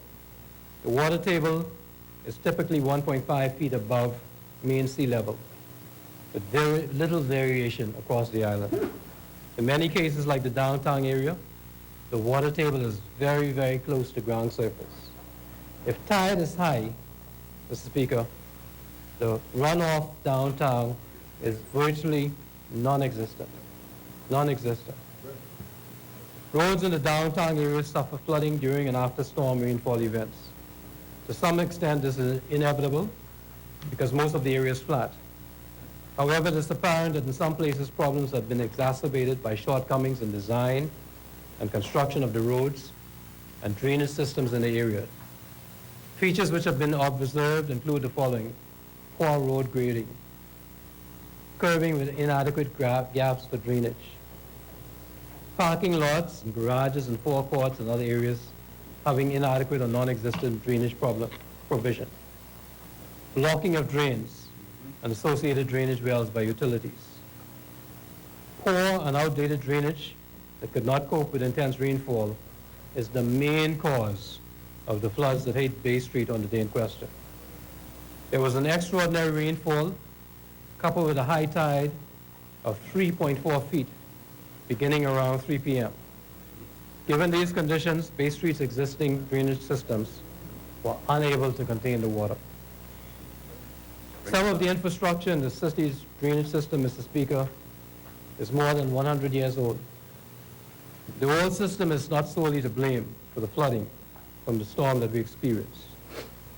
Part of the issue is the downtown area between Shirley Street and Bay Street is topographically similar to one half of a punch bowl, as I indicated before, making it more vulnerable to flooding. Rainwater runoff from the watershed, as I showed, traveling north between Armstrong Street and Nassau Street, flows towards Bay Street and bowls in that location. And the existing drainage system does not discharge quickly enough, resulting in flooding in the streets. Speaker, there are 4 main outflow areas in the city: Armstrong Street, Victoria Avenue, Elizabeth Avenue, and Navy Lion Road, which discharge into the sea. Should we have a major storm event, it is questionable whether the system would be able to handle 4 to 8 inches of rainwater in 3 hours. The current system is certainly old, it is outdated, does not have the capacity, and it cannot sustain further development in the city. Speaker, although the flooding is not nearly as bad as in past events, it still caused disruptions. The Ministry of Public Works is aware of this issue. We are aware of which areas are most prone to flooding and have in place a maintenance program that will provide temporary relief. However, long-term mitigation plans, which will study how to address high-priority areas, are warranted. Some of them will be multi-million-dollar projects, which could take 2 to 3 years to complete if the funding is available. Speaker, to install almost an estimated 3 miles of drainage piping, along with catch basins and other drainage infrastructure, will be costly and considered a major capital infrastructure project. One upcoming endeavor to address flooding on Marlborough Street, West Bay Street, and the downtown area is the Point West Bay Realignment and Infrastructure Project between Nassau Court and Cunningham Lane. This by itself, however, will not address the flooding problem in the downtown area. It has to be supplemented by other measures. And those other measures must include, Mr. Speaker, and I'm going to go through what we have to do. First of all, we have to do hydrology and drainage studies with the objective of developing and evaluating the existing drainage patterns and flows within the watershed, which will inform the drainage design. Secondly, we have to do a drainage design. The hydrology report will be the base used to inform the design, considering the impacts the utilities may have on the drainage alignment, and a comprehensive utility survey will be required. Third, utility survey. The survey will trace the location, route, and the depth of all existing service lines, which are live or redundant, and drainage which may or may not be present within the survey area. And the fourth step is construction. Once an assessment of the watershed determines the design parameters, these parameters inform the design and construction. Speaker, as I indicated previously, the drainage infrastructure in the downtown area is approximately 100 years old. We will seek to begin the process with requisite studies this year as the funding permits. And over the next few years, we anticipate that such measures will be taken as are required to meet the drainage needs of downtown Nassau for this century. Speaker, I turn now to traffic signals. The final aspect of this discussion of our roads relates to the work that we are doing with respect to traffic signals. As part of our plans to improve the reliability of our traffic signals in New Providence, we are in the process of upgrading some 44 standardized junctions. 2 have been completed already at Shirley Street and Camp Road, Wolf Road, and Mount Royal Avenue, with up-to-date traffic signal hardware, which is a controller, a signal post, and heads with LED lights. We are also installing UPS battery backups at 29 signalized junctions. The manufacturing of this specialized equipment is nearing completion. Once operational, each junction will be able to fully function in the event of a power failure. The system also protects our hardware from power surges, spikes, with its voltage conditioner. In late 2018, the UPS battery backup at the busiest junction in New Providence, which is Robinson Road, East-West Highway, Marathon Road, became fully operational. And based on the ministry's monitoring of the signals, they have remained fully operational, not on flash, during power outages. Speaker, the ministry is ambitiously planning to design and implement a traffic control and management center in order to centralize all of the 80+ traffic signals in New Providence at the Ministry of Public Works compound, so that we can better respond to traffic issues and the optimization of traffic flow.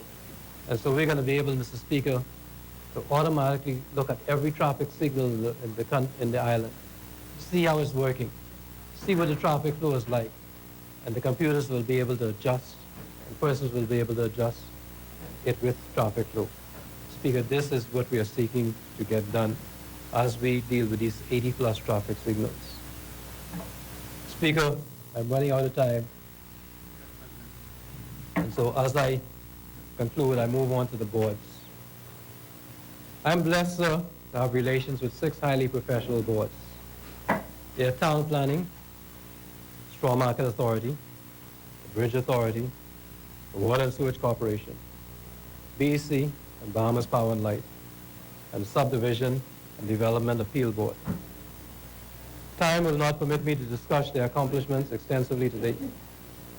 I shall seek to pay tribute to the dedication and industry of the exceptional Bahamians who give unheralded service to our country on these boards. I shall seek to speak briefly to the Bridge Authority, the Straw Market Authority, and BEC BPL. Bridge Authority, Mr. Speaker. Bridge Authority has been engaged in many initiatives. Fiscal prudence and the honoring of commitments made by the authority is vital to its standing as a well-run corporation. I want to highlight some of the accomplishments. They paid the semi-annual interest on outstanding bonds in March and September as required. By September 2018, the authority had accumulated the required $8 million amount needed for bonds retirement 6 months ahead of the March 2019 bond retirement date. In April 2018, the authority settled with the Department of Inland Revenue its outstanding VAT liability for the years 2015 to 2017 in the amount of $97,919.53. They didn't even pay VAT, Mr. Speaker. Mr. Speaker, on 22nd March 2019, $8 million of bond principal that came due was settled on schedule. We remain focused on accumulating funds for the next $8 million bond, which is repayable in 2024. Renovations effected. We renovated the interior and exterior of the toll booth, all the toll booths, installed jersey walls to protect the piers of the Sydney Poitier Bridge and Fortescue, constructed additional storage space for spare parts, installed picket fencing to create privacy areas and control spaces, tiled out. Mr. Speaker, this is a page long. I can't go through this whole thing, but this board worked. Take it from me. Read it after it's published online. This board really worked. Speaker, they revitalized prominent display sign of the name Sydney Poitier Bridge as the official name of the Western Bridge and the toll plaza canopy. They restriped the Sydney Poitier Bridge with traffic lines and markings. They rewired the street lights in Sydney Poitier Bridge. And Mr. Speaker, they installed height restricted or underpass. Mr. Speaker, they did so much this work. This is an amazing board. The works in progress are the East Paradise Island Bridge rehabilitation, the way in motion system, the snooper truck, the seabed lease agreement, digital advertising and toll plaza canopy advertising. Speaker, I commend the chairman, Mr. Bonamy, and all of his board members for the exceptional work that they've done. Let me turn to the Straw Market Authority. The goals of the Straw Market Authority for the current year were to continue to provide a quality experience at the various straw markets, while also focusing on cost containment, in addition to commencing capital works at all markets and paying off legacy debt inherited by the current board. To meet these goals, the Straw Market Authority implemented an operating budget that served as a guideline for expenditure throughout the year. The robust financial position of the Straw Market Authority, including a current bank balance in excess of $400,000, reflects the financial leadership of the Board of Directors, Managing Director, and dedicated team of staff members who carry out the mission of the board. Rent collections remain steady, while the overall percentage of delinquencies continued to decline year over year. Speaker, this contrasts sharply with the position that Chairman Kelly Ingram and her board met the straw market in. When they assumed office, the straw market was broke. Operating revenues for year-to-date, June 2018, was $863,000, which consisted of income from stall income. Operating expense total, $1.135 million, which included cost of capital works and other day-to-day cost of operating the Straw Market Authority, including salaries of $640,000.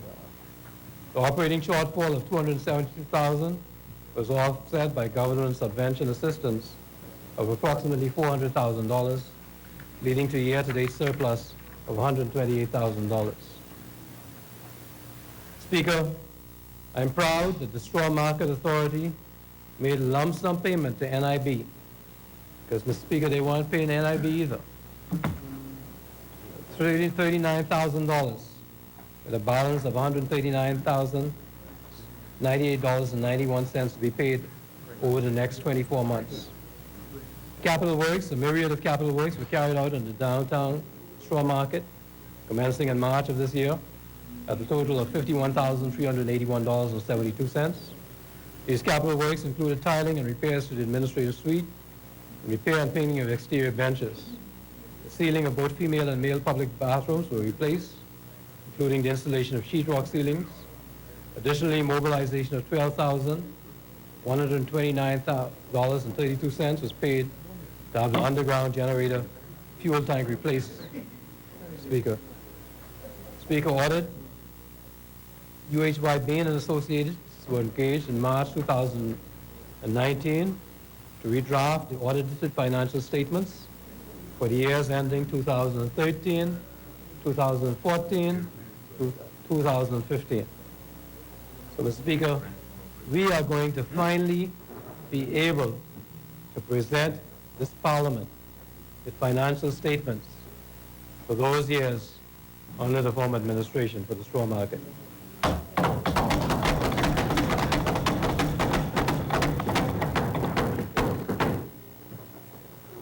Speaker, it's clear that the straw market authority has made tremendous progress. I congratulate Chairman Kelly Ingram for her exceptional leadership. PEC and BPL.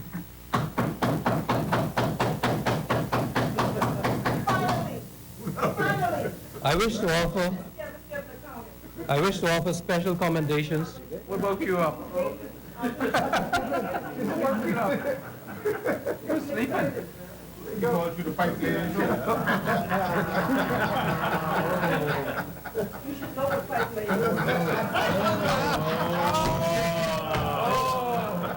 Family.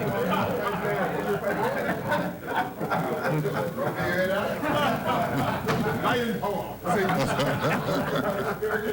Let us say you should go with pipeline. Don't let them distract you. Speaker, I wish to offer special commendations to the boards of BPL and BEC, a group that has worked closely together under the dynamic chairmanship of Dr. Donovan Moxley. In 1 year, they have lived up to Herculean challenges. They began the year under a theme of transformation and have shown the synergy, energy, and zeal to ensure that the next 3 years they will truly transform our energy sector. Speaker, to date, these are the Wattzilla engines. These are the generators. Speaker, Big boys. You got a problem with what's in the too? Speaker, No, I just. to date, 4 of the new Wattzilla engines and 7 new generators have already been transferred to Clifton. Each has taken a 12-hour journey along our roads during the night. And once the remaining 3 engines are in place, we will begin a new phase of energy efficiency and reliability in New Providence. All credit, sir, goes to this new enterprising and collaborative board, which works as a team with professional respect, collegiality, cooperation, and solidarity. Speaker, a little over a month ago, I had the opportunity to travel to Gibraltar to view their new terminal and regasification facility that they also developed in cooperation with Shell and Wattzilla after they too experienced a devastating fire at their power plant. In my meeting with them, the Chief Minister, Deputy Chief Minister, and Minister of Finance shared their trials and tribulations with me, as well as their eventual success. Speaker, unlike members opposite, remember this? Who had a secret plan that they hid from the Bahamian people because it had no substance, we've been forthright as we move forward.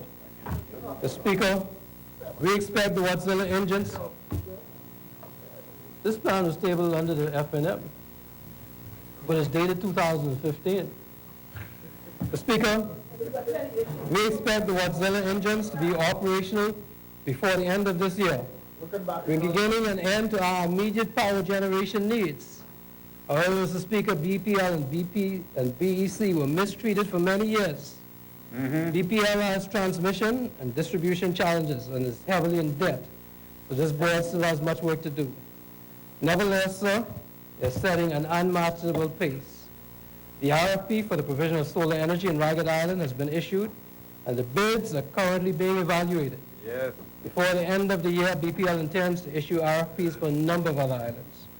Prospective vendors can now go to BPL's procurement portal at www.bplcoprocureware.com to register and have the opportunity to seek financial opportunity.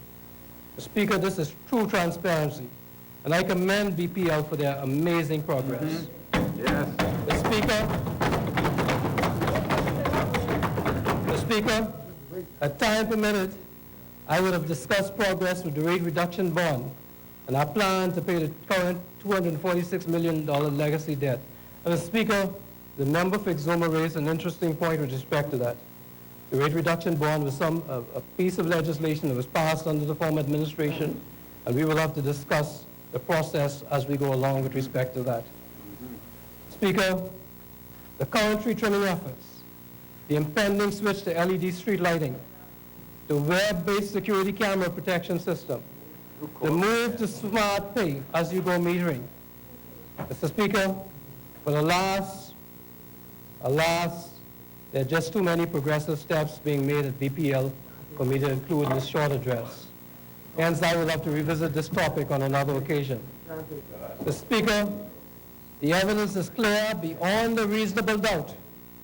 In 2 short years, the work that this minister-led government has done cannot be equaled in any period in our history, and we have much more to do.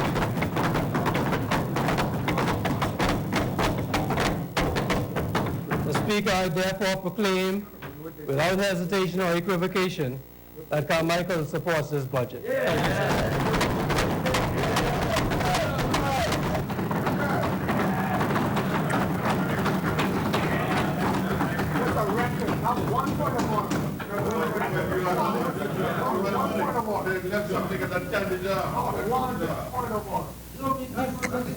Thank you, Honorable Member. As many? The Chair recognizes the Honorable Member for St. Anne's. Thank you, Mr. Speaker. I stand today to make what if my memory serves me correct, is my 24th budget speech.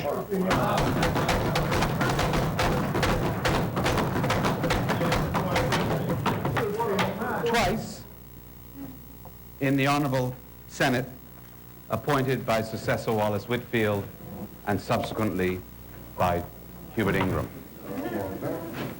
I think it was during, and then 3 times, 2 consecutive terms. Let me get this right.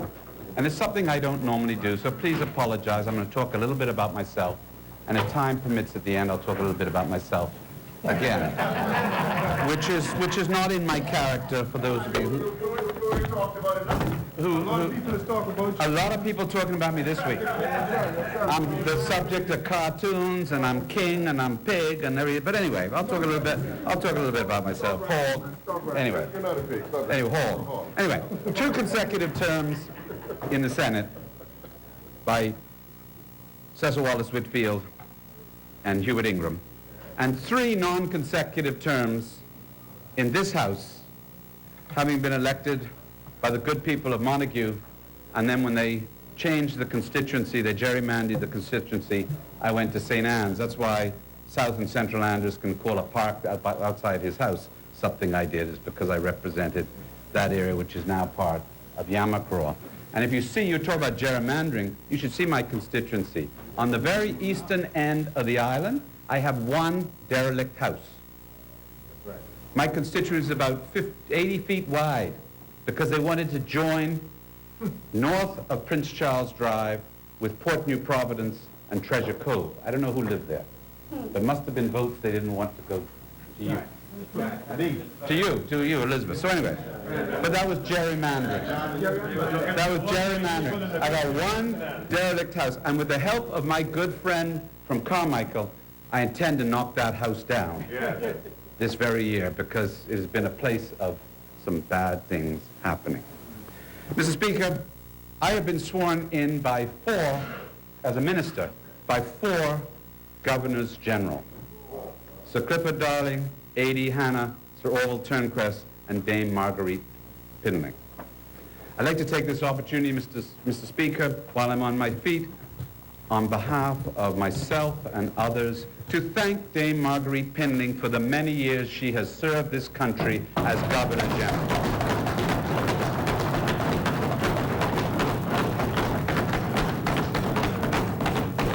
The Pinling family and the Simonet family have not always been on the same side.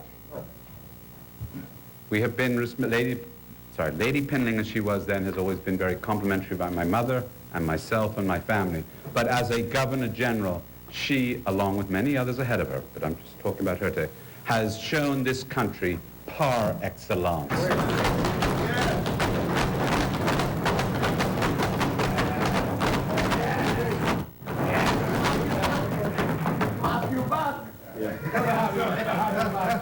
Mr. Speaker,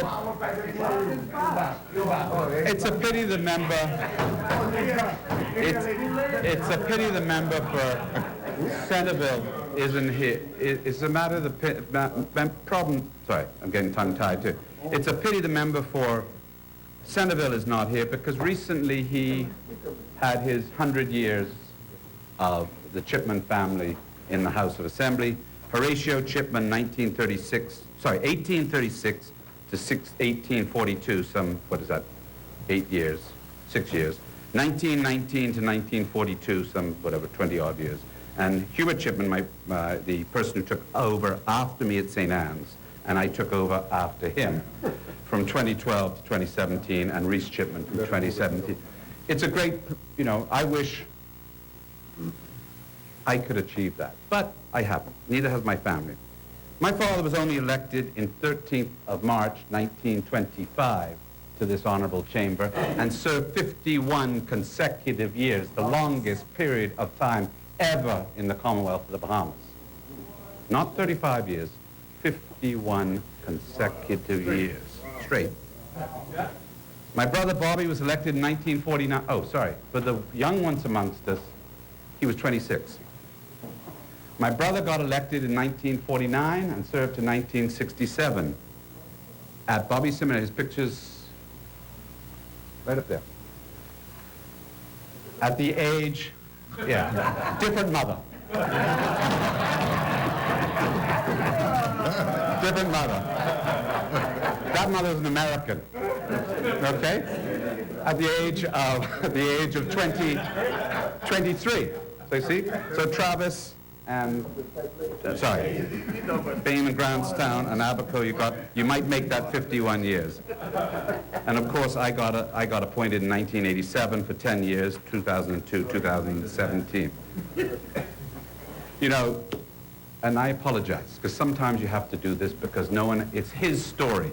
You know, history is something, but this is my story. His story. You know, quite often Perry Christie said the lion, you know that story he used to tell about the lion?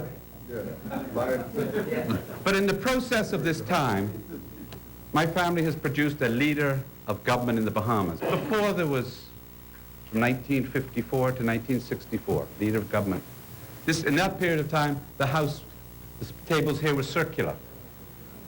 And they met at 8 o'clock at night. Didn't meet, they were unpaid. My father then became the first premier. So Lyndon was the second premier. Didn't like the name, I don't think, so changed it to prime minister to become the first prime minister.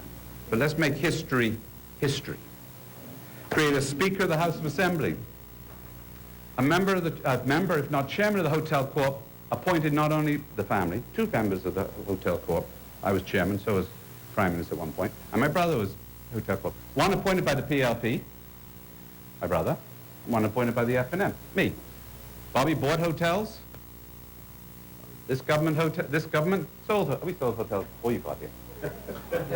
And we were taken to task by that side for selling the Ambassador Beach and with Emerald Beach, and also Wyndham, and also Balmoral.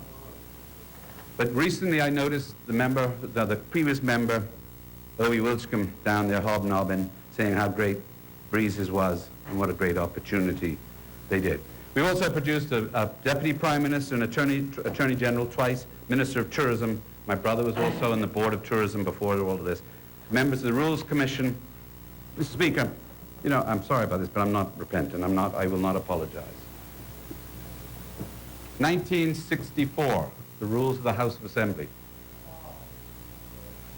The previous amendment to the rules previous rules were June 1934. Rules penned by the Speaker, Bobby Seminat. It stayed in place from 1934.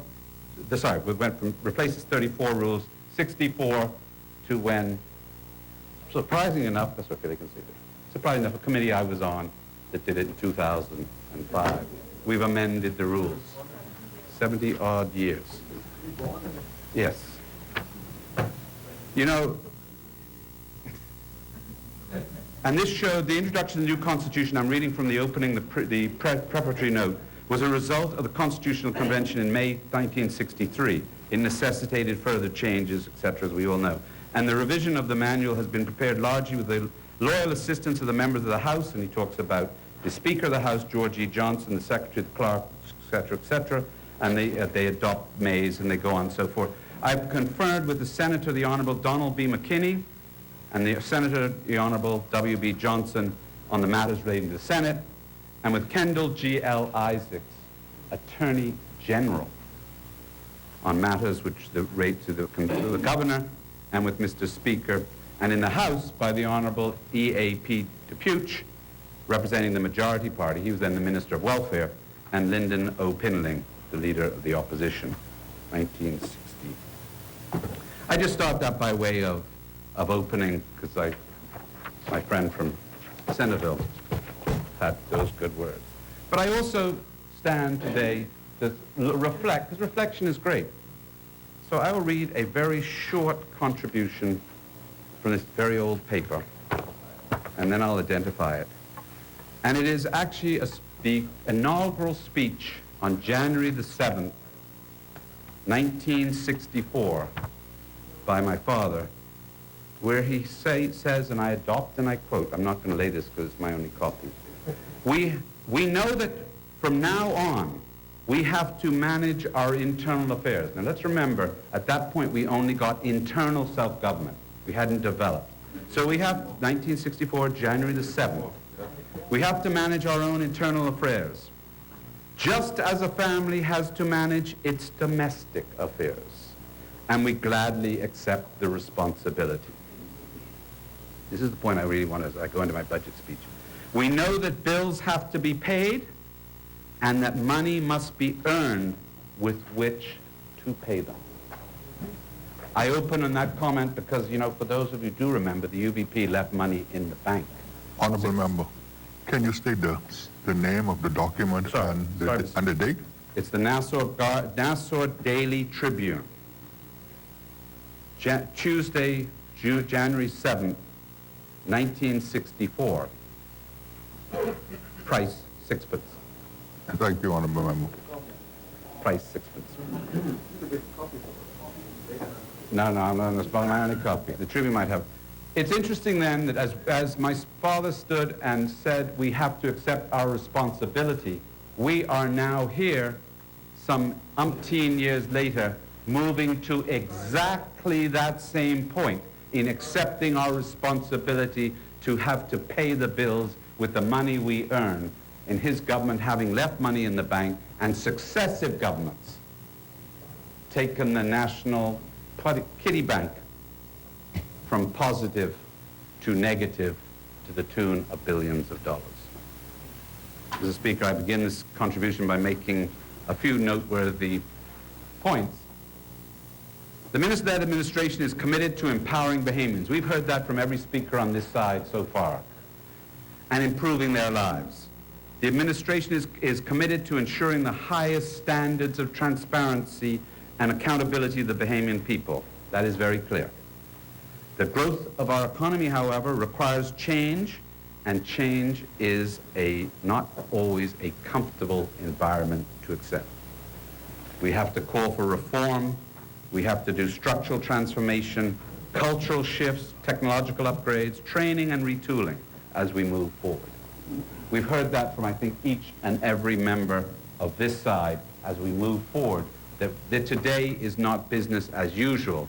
And if the criticism of the budget is we are trying to live within our means, well, you know, if that was a regular mortgage, we would be foreclosed on.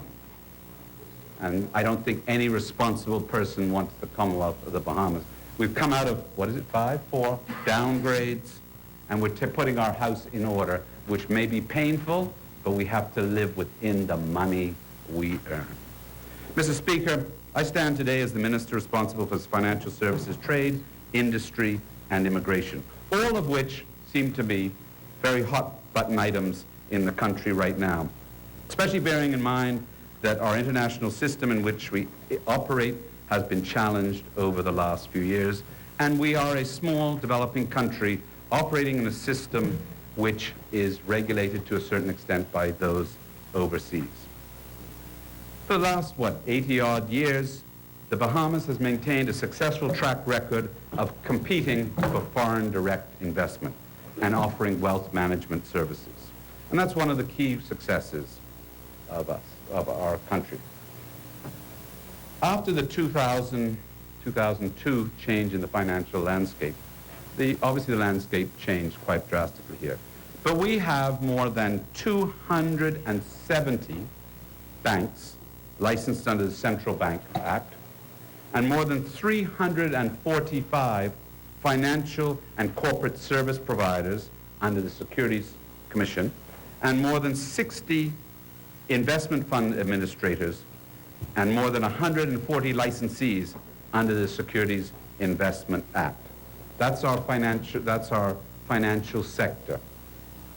We contribute some 15 to 20% of the GDP and continue to employ numerous persons. So it's no question that we have established ourselves as one of the leading financial services industry countries, jurisdictions in this area. Recently, Mr. Speaker, the Oxford Economic Study, which was commissioned by the Bahamas Chamber of Commerce and Employers Confederation, was released on the 7th of May, 1919. And it conducted, Oxford Economics, for those of you who don't know, is a research firm specializing, 2019, specializing in economic research, forecasting external market trends, etc. And they, as I said, they were contracted by the Chamber of Commerce and to analyze a number of things, including the likely impact of WTO membership on the Bahamian economy. They undertook an analysis and a trend assessment over the Bahamian economy for over the last 10 years. They examined key factors of the economy, held consultation with stakeholders, and they examined tourism-related issues, financial services, wholesale, retail, construction, professional, and a whole wide range of issues. They benchmarked the current governance and regulatory profile of key industries and sectors, and also they wanted to test what were the more vulnerable sectors in our economy. They took an assessment of the potential impacts, as I said, of the Bahamas joining the World Trade Organization, and I'll come back to that later on. The government would like to thank the Chamber of Commerce for this initiative, and it certainly has been well received, because it represents an independent assessment of the impact of where we are. It is certainly more broad-based than the government's own vulnerability study, which was released in 2018, which showed the vulnerability of various sections of the economy. The study identified what was vulnerable to trade liberalization and what was on WTO and what was vulnerable to various policy options, etc., etc. The Oxford Economic Report confirmed the findings of many of the government's own studies. In terms of economic assessment, they found that the Bahamas ranks amongst the largest economies in the Caribbean in terms of GDP. That comes as no surprise. And our GDP per capita, no surprise. The Bahamas ranking in the world's ease of doing business is however, is more aligned to poorer nations than persons with high GDP. But a particular note of the study and its impact shows the near-term effect of the government's efforts, which have to be focused on reforms, namely improved transparency and consistent application of rules and regulations governing business. We're achieving that. Reduce bureaucratic time delays with the introduction of modernized and streamlined processes. We're working on that. Rationalization of the regulatory requirements for starting a business and strengthening of intellectual property regime. We are working on that. Policy initiatives to improve access to finance for SMEs. We are working on that. Energy reforms to lower electricity costs and improve reliability. We are working on that. and the expansion of training and improvement of job placement programs to increase employment opportunities. And we are working on that. The copy of the report is available at the Chamber. It's online, and whatever we know.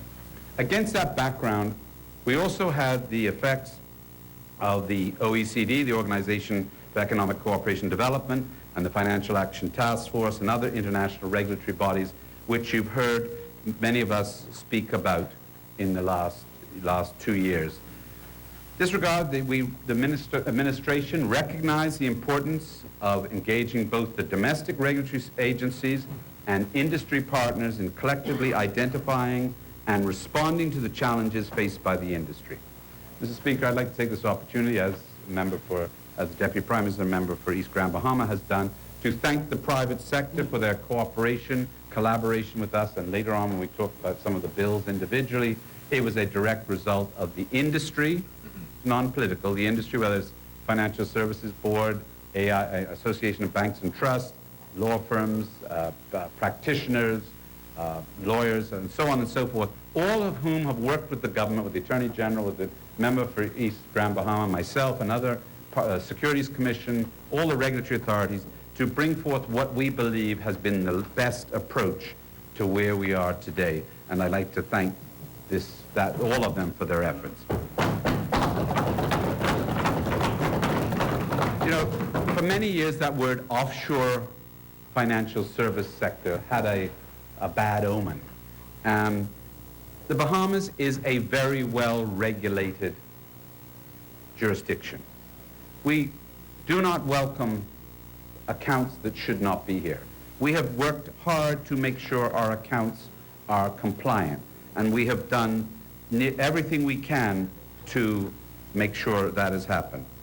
We've experienced challenges. You know, in recent years, as a financial services sector, we have been blacklisted by the EU. We've had the OECD threaten various things, and other financial institutions around the world take a look at what we are doing. The Letters administration is committed to a tax-neutral platform and an environment in which profits and gains arising here are not taxed here, but with liabilities in other jurisdictions are not reduced. So we have been working with the international community. We've been proactive with working with them. We will not allow our financial service sector to be compromised, and we remain committed to ensuring that the Bahamas continues to be a transparent, clean, and compliant jurisdiction. We've demonstrated this, Mr. Speaker, by our responses to the OECD, the EU, and the FATF. And I'll just quickly go through a number of them. We've brought them here, so in order of time. The Multilateral Entities Financial Reporting Act, which dealt with the whole question of BEPS, the base erosion and profit sharing. We debated that here. And the Bahamas joins over 100 other countries who have collaborated to implement the BEPS Convention.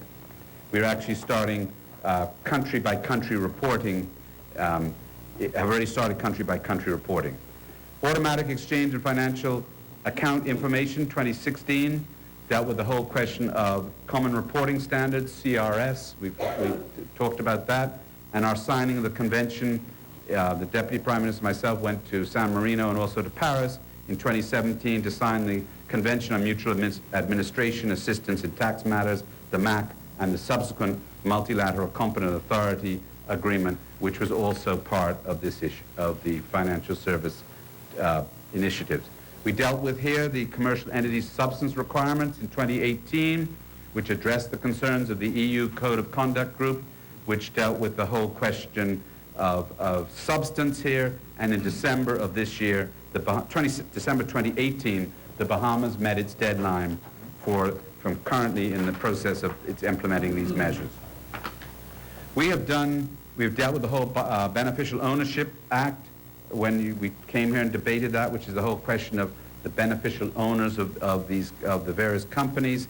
And we are currently engaged, the firm of BDO has been commissioned to create a decentralized beneficial ownership secure system.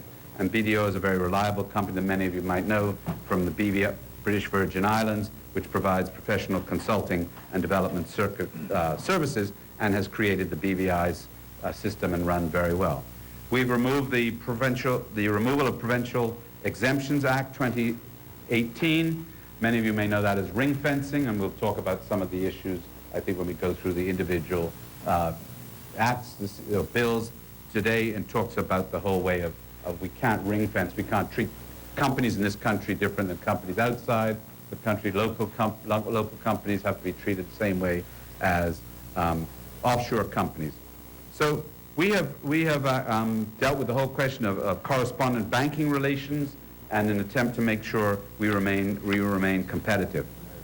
So, Mr. Speaker, this administration believes that these commitments demonstrate our resolve to send a loud and clear message to the international financial services that the Bahamas is serious about adhering to global standards and remaining a clean and competent jurisdiction while still maintaining a competitive edge.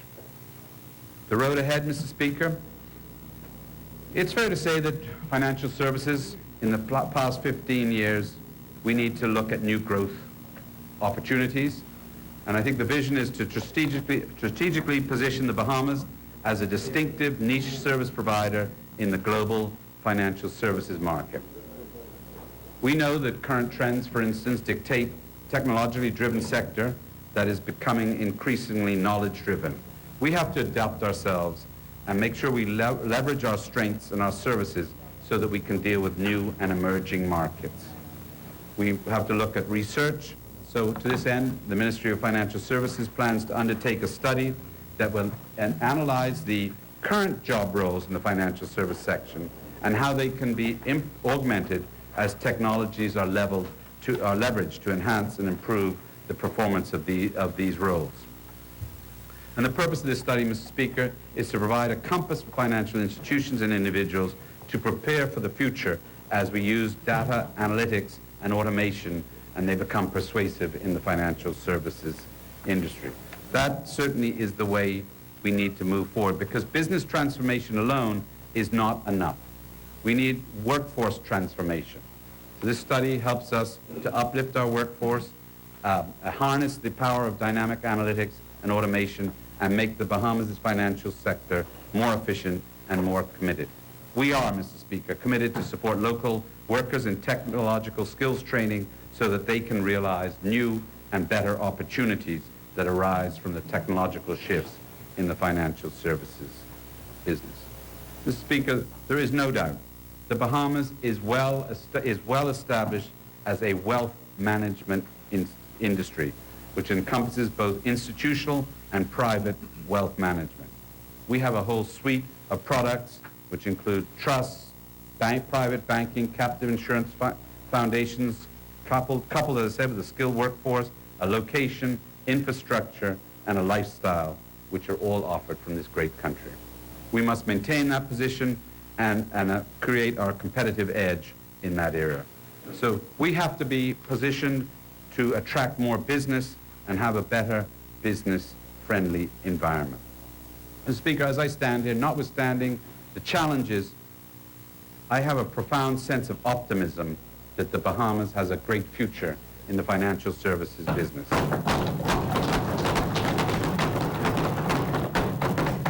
Mr. Speaker, along with that, we have greatly improved the business license process. We've eliminated the business license fee for new businesses in their first year. We have changed legislation for the central bank around making the process of know your customer, money laundering, terrorist financing regimes are more fluid and making it more fluid to open accounts and transact business in the Bahamas. The governor's central bank has relaxed exchange control, and so that there are ability to have more freedom of movement of dollars, and that will also be in the address by the Deputy Prime Minister with one of the bills here with regard to taxation change. And we also look at the Securities Commission have made amendments to the Insurance Funds Act, and we have better regulations. We're looking at Bitcoin and that whole industry with regard to, with FinTech rather, that whole industry was looking to regularize that and making progress in that area. The Ministry of Financial Services, Mr. Speaker, has attended conferences both locally and internationally to expand the whole awareness of the Bahamas, and we'd like to thank our partners, the Bahamas Financial Services Board, and others as they continue to help us and lead the way in developing and promoting the Bahamas. Mr. Speaker, I don't think many of us appreciate that, a change in a country, for instance, in Mexico with their recent election, and the president there they're not quite sure of which way some of the taxes will go with regard to repatriation of dividends and other issues, creates opportunities for the Bahamas to make new investments, new inroads in those countries, and the transfer of wealth into this country. So we look at things like the Society of Trust and Estate Planners. We just held their Caribbean conference here.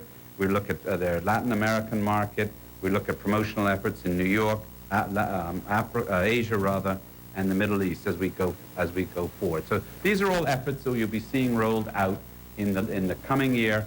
We've had to retract a little bit, admittedly, while we dealt with the regulatory issues of OECD, EU, FATF, and I think in the other place, the Honorable Attorney General will reiterate the processes being made on FATF and the objectives there to make us fully compliant within the roadmap of our history. Mr. Speaker, I think if you look at just changing to the question of arbitration, which is another plank in my ministry, you will see that we have had before laid on the table here a arbitration bill, which we hope we can create an arbitration center here, which will be similar in fashion to our maritime authority, which will grow our industry. And so the Arbitration Amendment Bill 2018, which will actually rename the Arbitration Act 209 and bring forth international arbitration and leave the domestic arbitration bill as it is. We look forward at the end of hopefully the summer break to be bringing that forward for full debate and the implementation of that. Mr. Speaker, I have been criticized by the side opposite about a business-friendly immigration policy. One of the things we have looked at, we have been focused on this issue, and we have agreed to implement, the Attorney General is just working on the details now, for an applicant to apply for the right to reside in the Bahamas for a period up to 3 years and to be issued a certificate of tax residency in the Bahamas.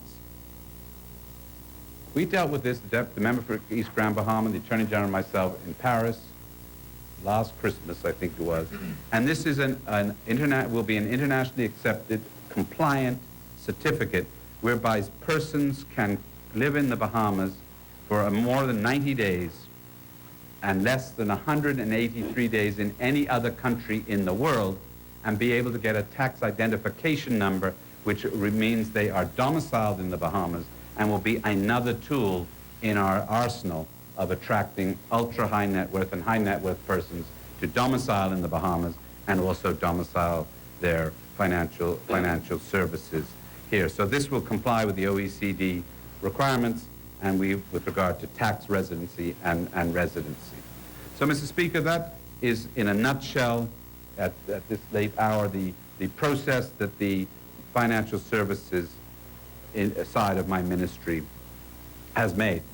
Mr. Speaker, I'll just go on to trade because I know that has been a very topical comment recently, and you refer back to the Oxford Economics study, which has looked, as I said, looked at the country over the last 10 years with regard to the WTO accession. This is an issue, Mr. Speaker, that has been a lot of interest in the community. I've seen a lot of I don't know what you want to call it, public service announcements, whatever, on this issue, and I hope to deal with some of them today. So firstly, I'd like to congratulate the Chamber of Commerce on the Oxford Economic Report, which has been a great help to us. And you know, one of the things, I'll start off with one myth. When we started this application and we made our goods and services offer, we actually published this offer. And I stand to be corrected. I think we are the only country acceding to the WTO who has published their services and goods offered. We didn't do this in the dark. It's out there for where we are. The Oxford Economic Report, when we take away those that read and those that want to read and those that create whatever they want to read out of it, shows that the WTO accession can be used as a tool to lock in friendly reforms, modernize the country, and even better, unlock the country's growth potential. Mr. Speaker, I think the member for East Grand Bahama indicated in his contribution that the Department of Inland Revenues simplified the process of renewing a business license. We've talked about that. A provision in 48 hours, a provision and temporary license for new home-based operations, and there are many other improvements. The Customs Department has started rolling out an electronic single window process whereby it will make it a lot easier for the payment of customs duties, and a number of tax measures are included in the 2019-2020 budget with regard to the ease of doing business.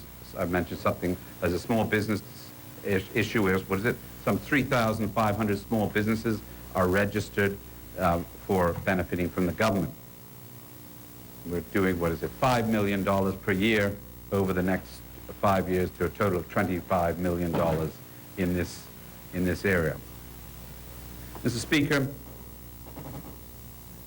in order for us to grow this economy, we must do things differently and address aspects of our economy which require changes as we seek to operate.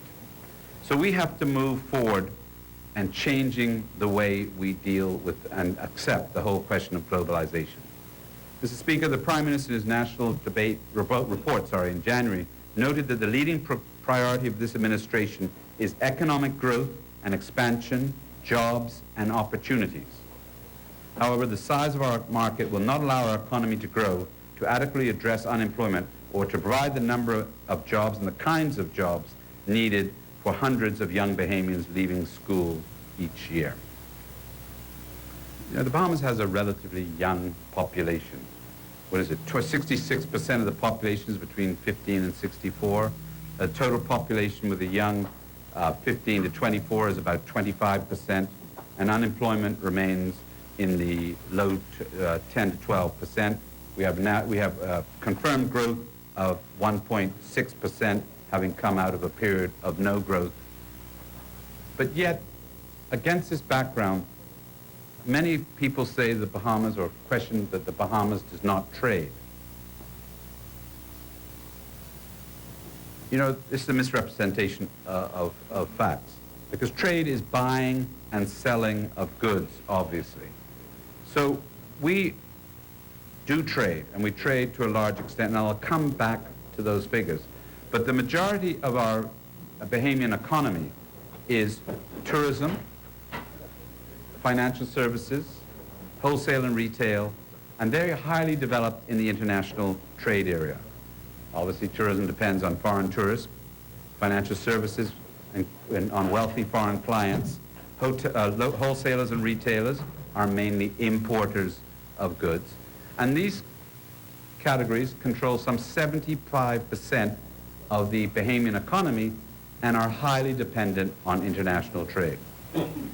In 2015, Mr. Speaker, the Bahamas sold about 400 million in merchandise. That is agriculture, fisheries, manufacturing, fuels, sold out. But brought in 2.3 billion in income. Okay? 400 out, 2.3 in. So that's a cold, hard facts.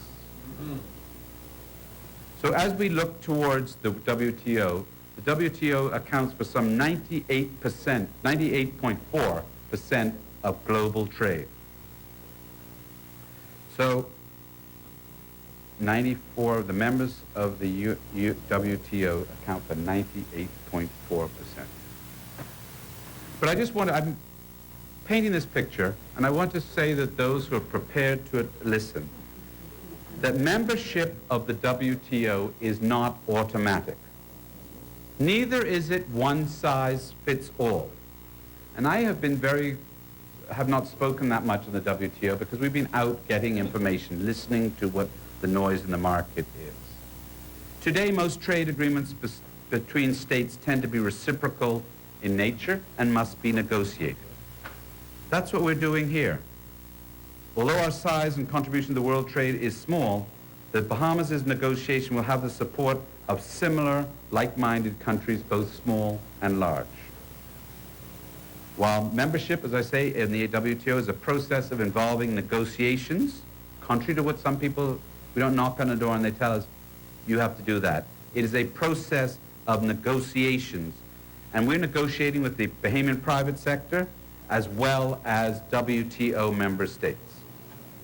And in keeping with this administration's commitment to transparency to the Bahamian people, the chief negotiator, with the backing of cabinet, released the revised goods and services offer last January. We made it public. It's out there. You can see what we're doing. We continue to hold negotiation with Bahamian stakeholders, Nassau, Grand Bahama. Some of you had constituency meetings. We've been to the churches, so on and so forth.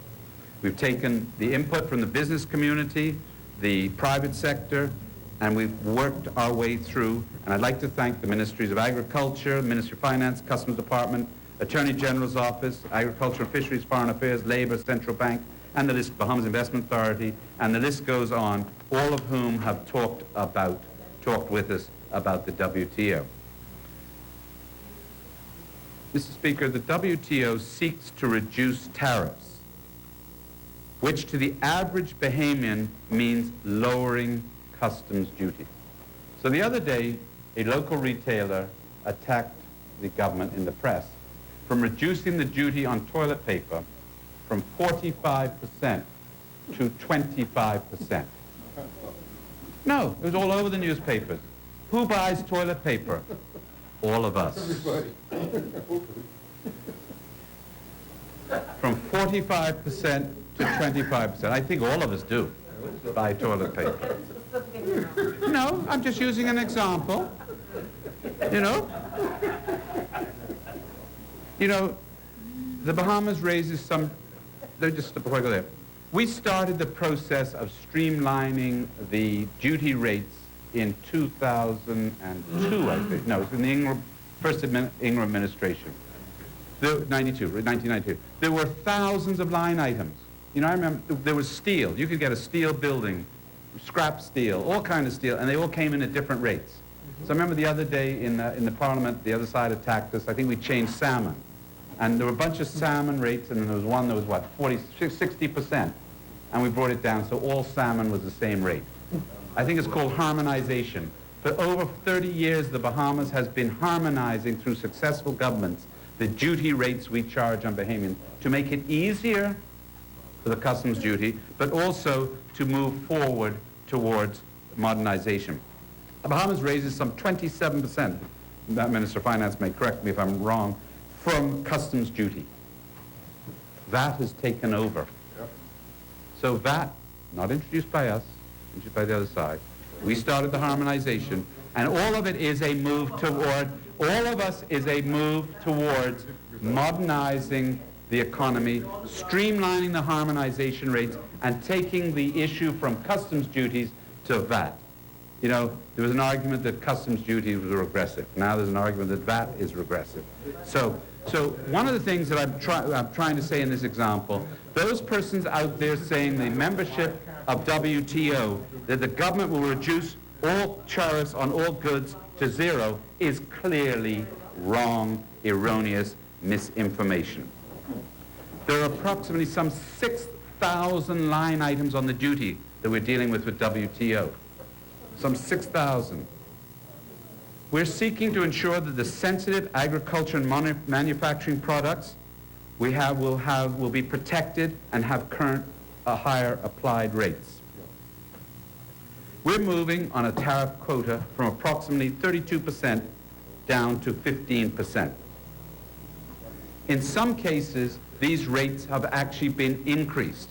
So we're members, and I'll come on to talk about an economic partnership agreement with European partnership agreement which deals with the whole question of importation of goods into Europe, and there is a common external tariff. A number of our tariffs we have actually raised in the WTO application to come up to the CET, the common external tariff.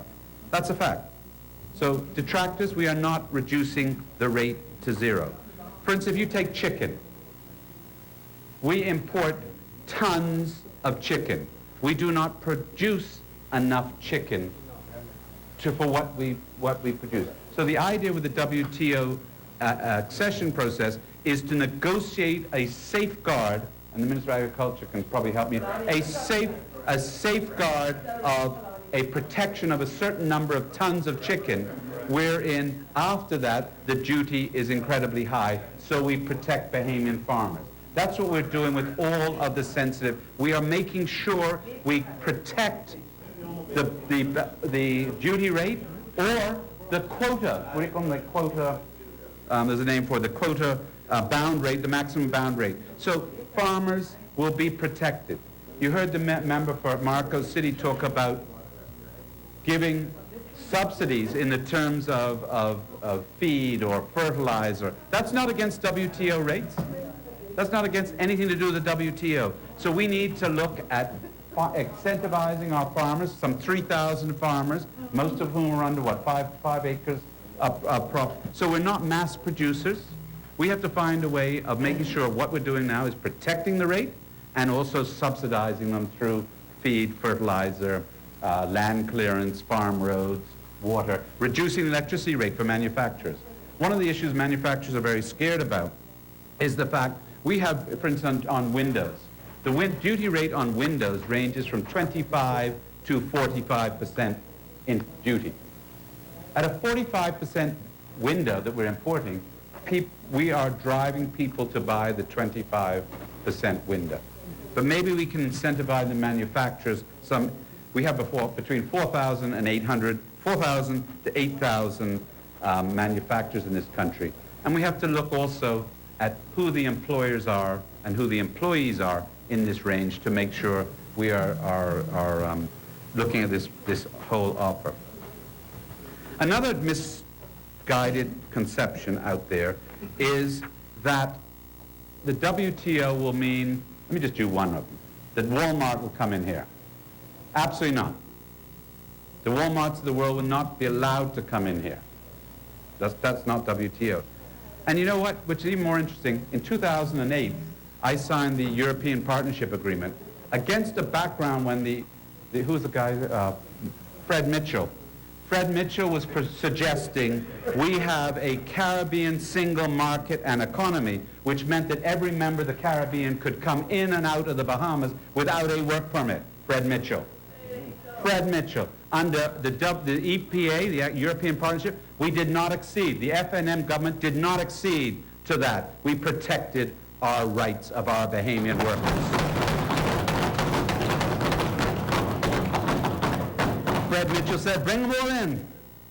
And under the WTO, they will be equally protected, so there'll be no free movement of labor between he did so. He was in the newspapers and everything else like that. So they will be protected. That's the FNM government.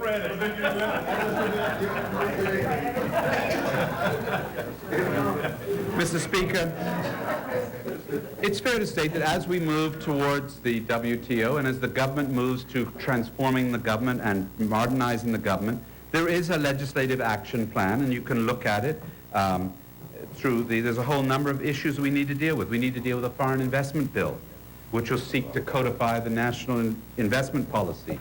You know, anytime anyone wants to invest in the Bahamas, they have to come to this thing called the NEC, the National Economic, and make an application, and sometimes it's restrictive, and I think possibly the Prime Minister, the member for Kalani, may speak about that in his speech. We've just gone through a IDB-funded project to make sure that's more streamlined, etc. Senator Bill talked about a competition bill, I think. We're in the process of drafting that and circulating so that we have fair competition, which protects not only the Bahamians, but also the non-Bahamians who want to trade with us, so that we are not bamboozled, run amok, or whatever the words are. We're looking at tariff rate quota regulations, which will protect the farmers in this country, so that we know that there are tariff rates and quotas. You know, the other day it really annoyed me. There was an ad in one of the big food stores. Put the limes in the microwave to soften them up. Why can't we grow enough limes in this country, right? You know one of the reasons why we can't? My father was a farmer. Many people don't realize that. Youngest of 9 children. Dead poor. Went to school, went to church, put his shoes on the church step to walk into church. I won't say the rest of the story that the fella used to sing. But a lot of us grow up, we want our children to do better than we did. My father did not want me to be a farmer. Many of us in here, many of us outside became lawyers, doctors, accountants. You see? And that affected our farming industry. You go to Spanish Wells, it's affecting your fishing industry, because there are other industries that have grown up in Spanish Wells, but a lot of time people don't want to go out, the young kids don't want to go out fishing. And in some cases they can't find the workers. So what do? They bring in, and I'll come to that. We need to look at anti-dumping regulations so that big countries can't just come to the Bahamas and dump, this. We need to look at animal health, food safety, and plant protection regulations, which is being done as we speak. Intellectual property regulations, which I think Centerville talked about, to protect our craftsperson, our musicians. Those regulations are currently in the AG's office waiting for the final finalization of those. Protection of new plant varieties, etc. A public procurement bill, that's currently being done. This just didn't fall out of the sky. This is part of the Minnis-led administration's planned progress to modernization and transformation of what we have to do in the Bahamas. So don't get sidetracked by this WTO. We are on a planned issue. Now, I stood up I've spoken publicly about possibly the December 2019 deadline for. We've been in this process for 18 years. We need to make sure we get it right. And I'll repeat what I said in Geneva so that you can hear it today at one of the WTO meetings. And I said, and I'll quote, "When the Bahamas acts, it tends to do so deliberately. The same applies to these negotiations." I'm talking at the WTO accession.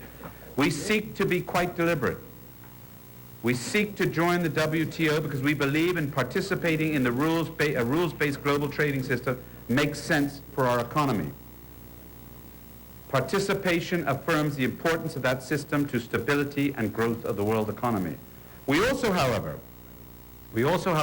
seek to ensure that our membership provides continuing opportunities for our people to grow and prosper through meaningful participation in the ownership and prosperity of their economy.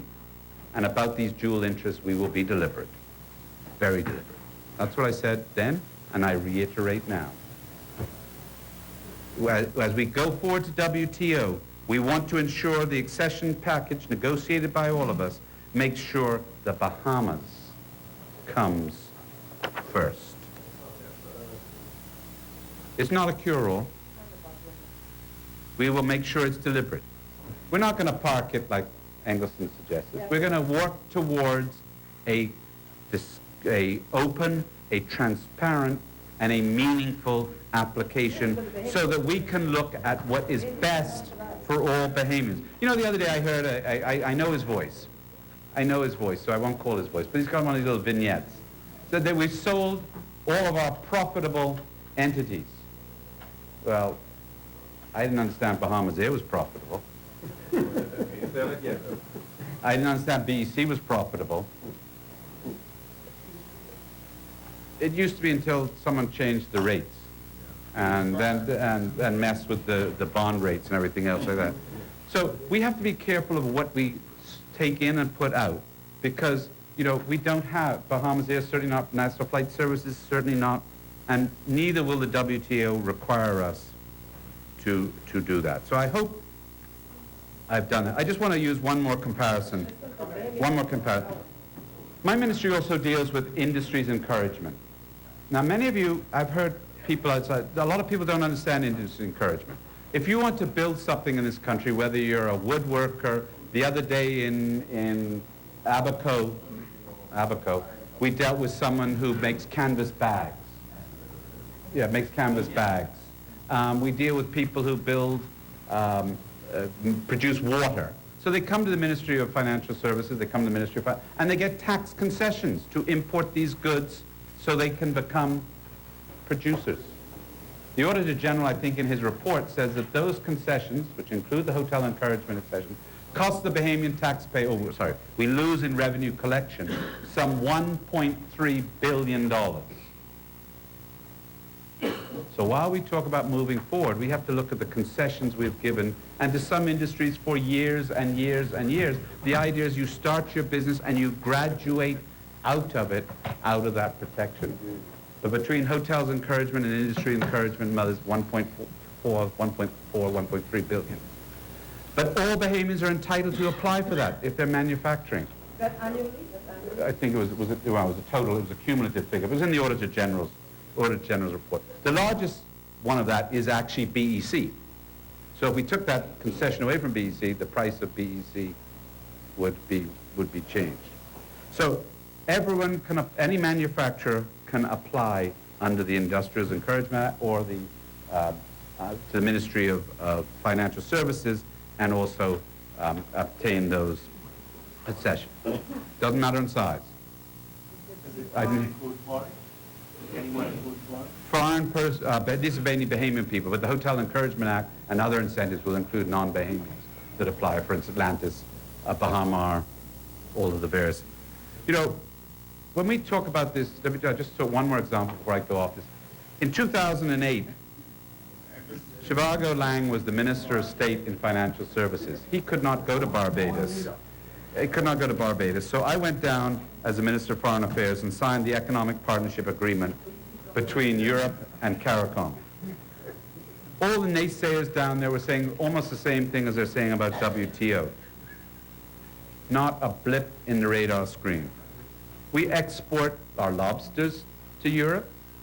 We export a lot of our fruit, and we are doing so on preferential terms. It wasn't the end of the world. In 2008, some 18 years later, the effect of that has not been, it has actually increased trade in the Bahamas. And as I said, we did not join on to what the other side one member of the other side was touting as the common single market economy, allowing all of the all of Europe, Caribbean to come in here. As we move forward, the whole issue of Brexit, now, obviously the member coming in probably just got his text to say a point of order, but I won't, I'll say that.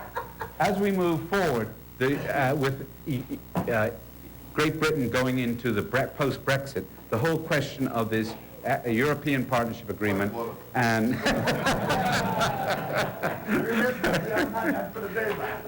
part of the Brexit negotiations, we will have to look at that whole relationship of our European Union relationship with the customs and also Britain in its Brexit. But we will look at that, and you know, the UK is the fourth largest market for Bahamian exports, valued at $8.76 million in 2018. So let's not underestimate being part of the European partnership. We've gained access to 8.76 million direct into Britain. And we've imported from the UK, mother country, whatever you used to call her, 50.62, I won't read the long version, $50.6 million, which included food, livestock, beverages, tobacco, et cetera, et cetera, et cetera. So that goes to show you the difference, just with Britain. 8.7 to Britain, 50.6 back from Britain. The Speaker, I think with those few comments, you obviously, the full text of this will be up on whatever, on the government's website. I want to turn now to the very emotive part of my ministry, and that is immigration. I'll start off by dealing with the whole question of North Eleuthera. Fishing is a problem. He's quite correct, North of Lutheran. Talked about non-Bahamians getting work permits to fish. We have to be careful. I'm just starting with this issue, and be very careful. My wife is Bahamian. I'm very proud of her. She is a wind beneath my sails. She's Bahamian. Not all of us in this country can say that.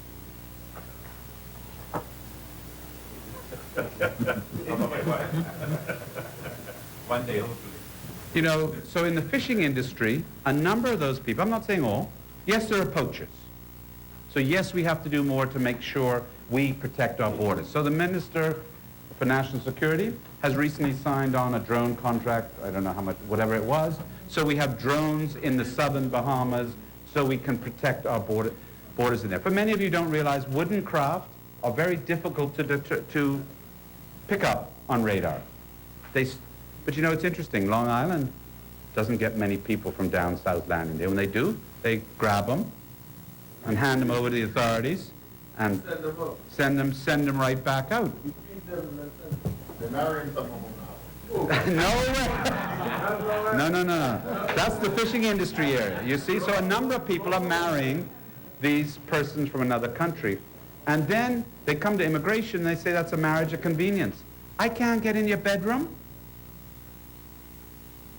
So if a Bahamian is going to marry a non-Bahamian, and in some cases are being paid for it, that's a very difficult thing for a government to prove. We used to have immigration officers who would visit your house, and they'd come back, and I must admit I was offended by the reports. They'd talk about the toothpaste and the laundry all being commingled, and that's not our business. So if persons are marrying non-Bahamians, we have to give them some form of permit to work here. So they get a spousal permit, which gives them the right to work in any industry. So I have 3 children. What am I supposed to do when my 3 children marry a non-Bahamian, bring them back here? Leave them unemployed? Mean they can't get a work permit? That doesn't help our children at all. We send our children away to university. A lot of them meet the love of their lives at university. Come back home, I got someone behind me met the love of his life. What's she supposed to do? Stay at home and watch The Boundary all day?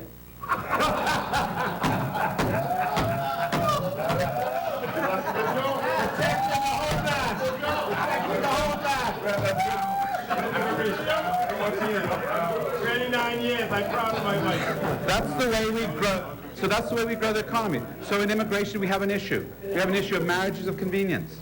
I've had people come back to me the minute the spouse gets the paperwork and throws the husband and the wife to the ground. Boss, you gotta cancel that permit. Yeah. She said she loved me, or he said he loved me, and then kicked me to the curb. You got to get rid of that man or woman. How many of you heard that? That's a daily factor. And who's marrying them? Bahamians are marrying them, and now we're complaining about them being in the fishing industry. So what have we done? Agriculture has introduced... My view is different. No, I didn't say no. Agriculture, I'll come to that. Agriculture is now having a program to teach Bahamians to dive. That's the way you do it. Now, we might not agree with giving spouses. You all might have a different view. My personal belief is if a Bahamian marries a foreigner, he or she should be entitled to work in your country. Otherwise, we'll have a bigger brain drain than we... That's my personal view. We work on it. At the current moment, just by way of background, when I was last Minister of Immigration, persons who had spousal permits for 5 years would be getting permanent residency in the 5th year. I was succeeded by Fred Mitchell. He took that out to 10 years. We are working to draw that back to 5 years. So at the current moment, so those persons listening out there, we're working on getting it down. So for those persons married in 2009, we are working on giving you your permanent residency in 2019 this year. So we're working on that. So those persons outside of that parameter, please contact me, and I'll come back to that. So I'll say it now. I'll repeat again here. My cell phone number is 359-2445, and my email address is brentsimonet54@coralwave.com. I have been on national TV and radio, not signposted, saying that all together. So I was very amused the other day in the newspaper where a reporter said this woman changed her name to protect her identity because she was scared, because she'd been waiting 40 years for citizenship. That reporter must have read an article. He could have picked up the phone to me and said, Mr. Simonet, John Pierre is waiting for this. Can you look into it?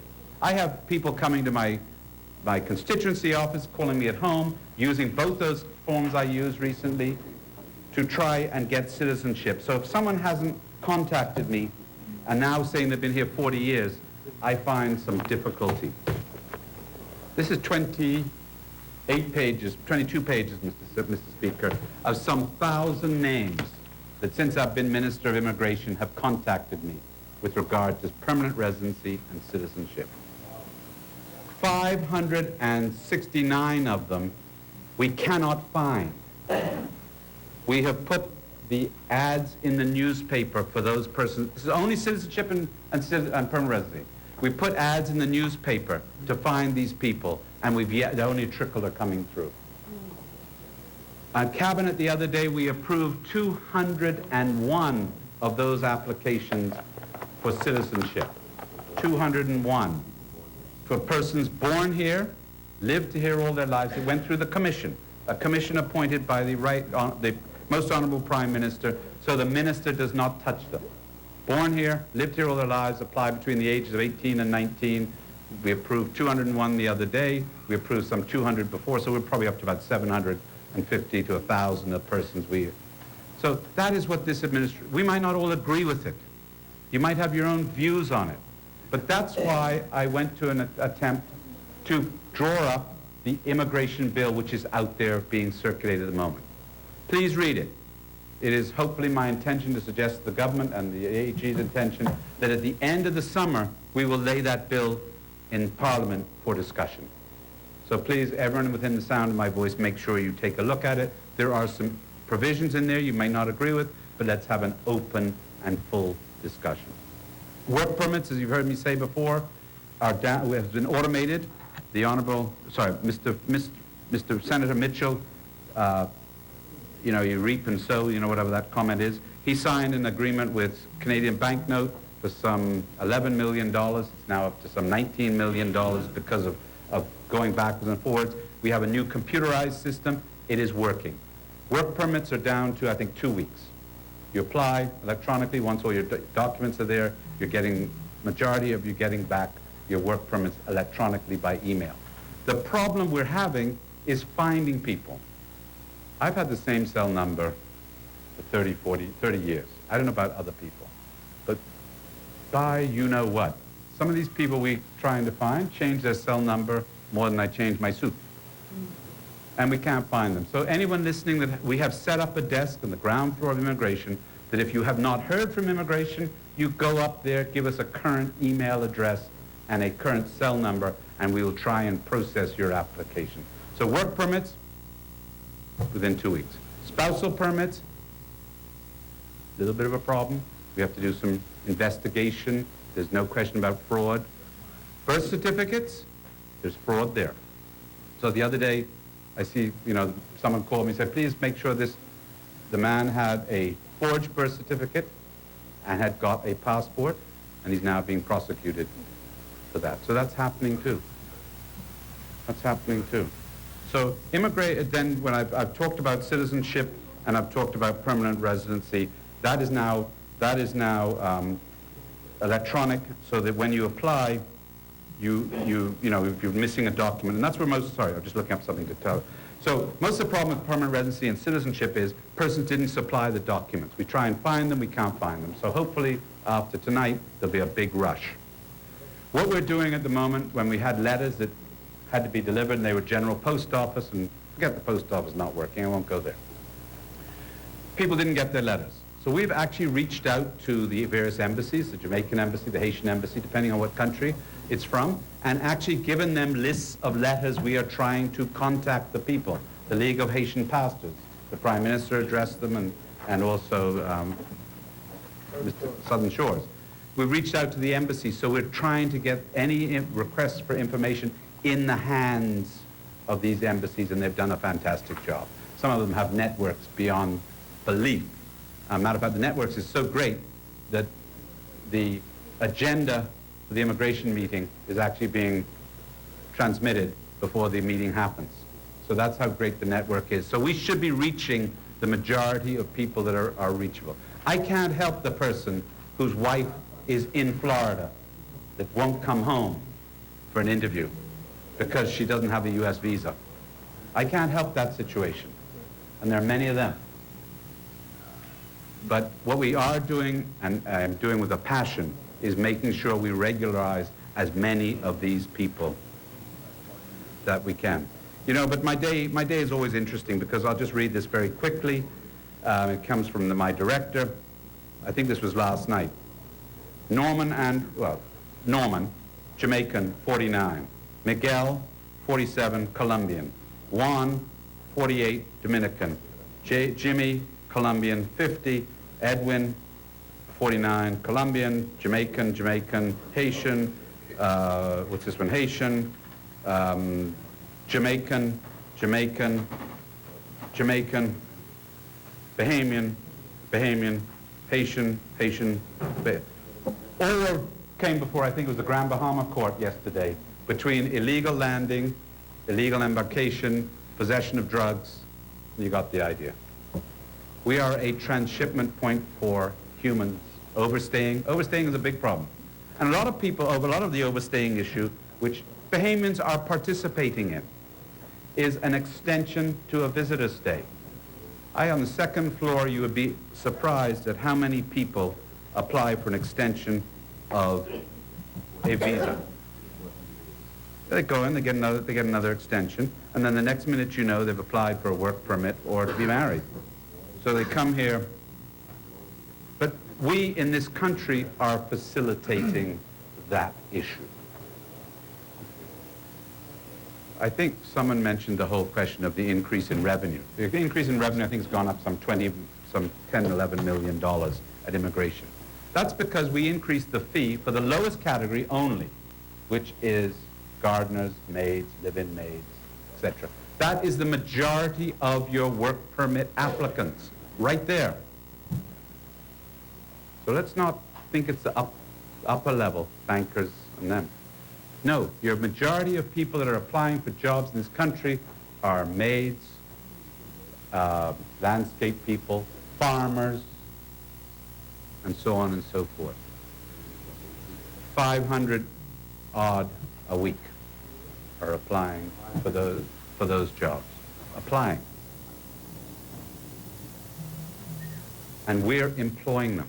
So when we talk about unemployment, we have to look towards ourselves. On Lincoln Boulevard, there's one lot I know that has 5 gardeners for one lot on Lincoln Boulevard. 4 gardeners. And you know the house on Lincoln Boulevard, most of it, and then the rest got carpet around it, so I don't know what they mow in it. The carpet. I might be exaggerating, it might be 3. But the point I'm making is and I try, and I've always said we have to have a serious discussion about immigration here, because that is what we face. Whether it's me today, someone else tomorrow, Mr. Mitchell beforehand.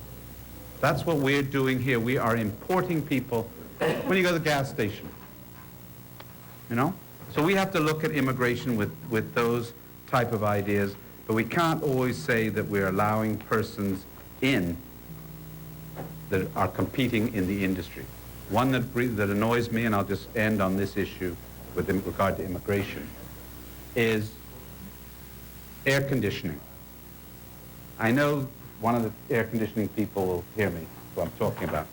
We import a lot of Mexicans when there are persons we know in the Bahamas who can do this work. But we bring them in as ductwork people. But they get a notice of vacancy because no one has applied for that job. So the message, hopefully, as I end on immigration, will be if you have a trade, if you have a professional, if you are a laborer, register with the Department of Labor, so there will be a vacancy, a notice of vacancy will not be issued, so we know what to do. The Minister of Health will tell you the majority of, a lot of our nurses are not Bahamian in the public service. We lose them to other countries for higher pay.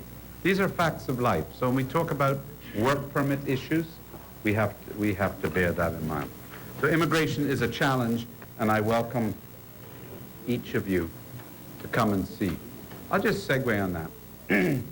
I was told my policies would take us back, at immigration, would take us back to many years, what else? I'd like to tell you that I'm approached regularly. I'll just give you three examples. Darcy Ryan. Darcy Ryan applied for citizenship, not given citizenship, went to court, won at the Privy Council, was never given citizenship.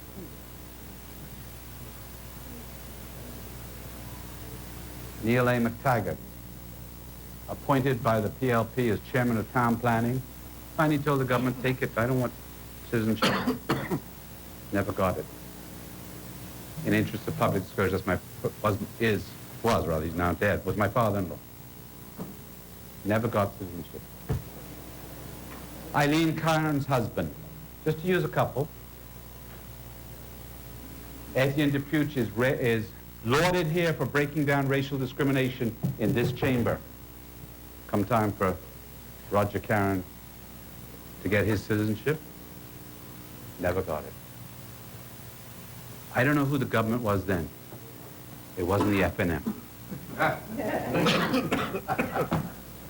So when we talk about going back, let's be very careful about going back.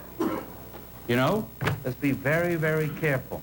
I just want to let you know that I have here certificate number 147 under the Bahamas Nationality Act. It was signed by, I forget who it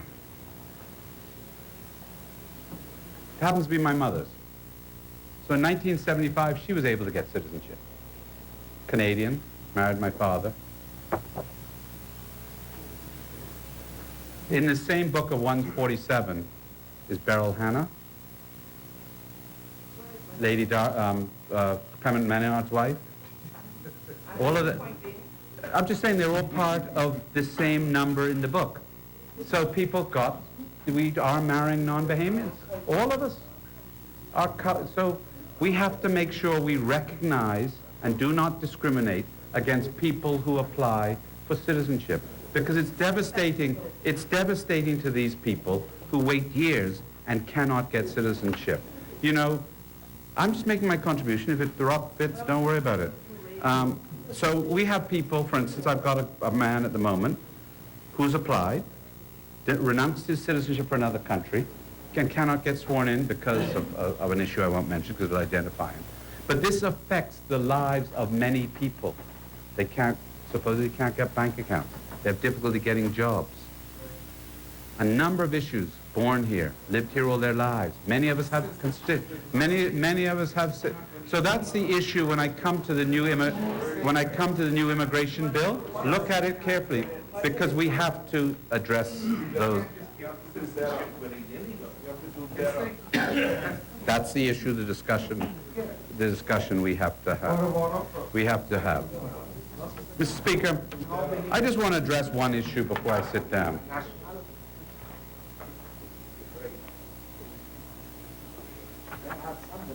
When my old man my father, was elected to this house, he was not a member of the special interest of the day.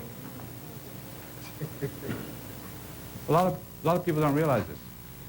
In the Bahamas in 1925, you nominated on different days of the week. So the people in control of this house in those days decided to bar him from nominating for the Eastern District, which is now St. Anne's. Coincidence.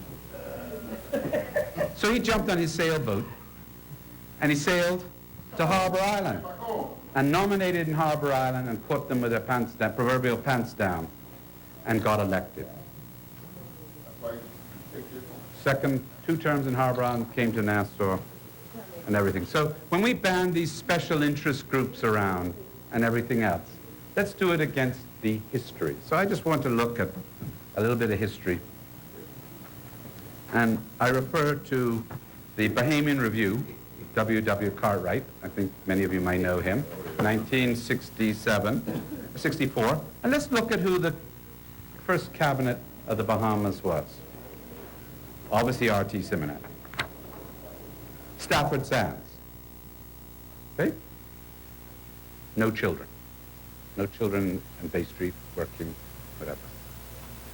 Frank Holmes Christie. Again. Norman Solomon. Any of these names on Bay Street at the moment? Foster Clark. Eugene DePuch. George Baker. John Bethel. Yeah. John Bethel. Donald Albinus. Charles Trevor Kelly. Peter Graham, still working. Attorney General, Kendall Isaacs. Joseph Aubrey was the Minister of Electricity, Jeffrey Johnstone, Minister of Roads, and Godfrey Kelly, Minister of Education. I just raised that so when we talk about history and talk about special interests, which I'll stop here because I'm not going to talk about some other things, I'll wait for another date. We have to look at where that grouping was then and where they are today. So when you want to attack people, Pine Ridge, about special interests, what I'd like you to do is not use names of persons that are not in that group. If you want to attack anyone, attack me. Yes, because you made the issue of it. So the group you called was a group in the island of Eleuthera who do good work, hard-working Eleutherians. Yeah, so we make that. No, the point you're doing is the wrong point. If you want to attack anyone with special interest, attack me. Because if you want to talk about special interest, and you want to talk about the bad old days, I'm the only one of that group that is in active politics today. So attack me. Come on, it's a free country. He was no member. I read the list. I read the list. There's no Bethels, there's no Clarks, there's no any of them in Parliament today. There's only me. So when you want to attack the special interest groups that you do, and I'll come back to attack contracts. But just before I close, I really have to defend myself on one issue. So there's two issues. The paper today says Brent got one contract. Brent got one contract. Let's be special for $20 million. It was in the June the 18th, under the penmanship of Ava Turnquest. Now, first of all, let me say that Ava and I talk to each other regularly. So she told me I didn't reply to her call. Her call was made. See, I have her number. I know her number off the top of my head. Her call was made to me some 18 hours ago when we were sitting right in here. She knew where I was, but I didn't return the call.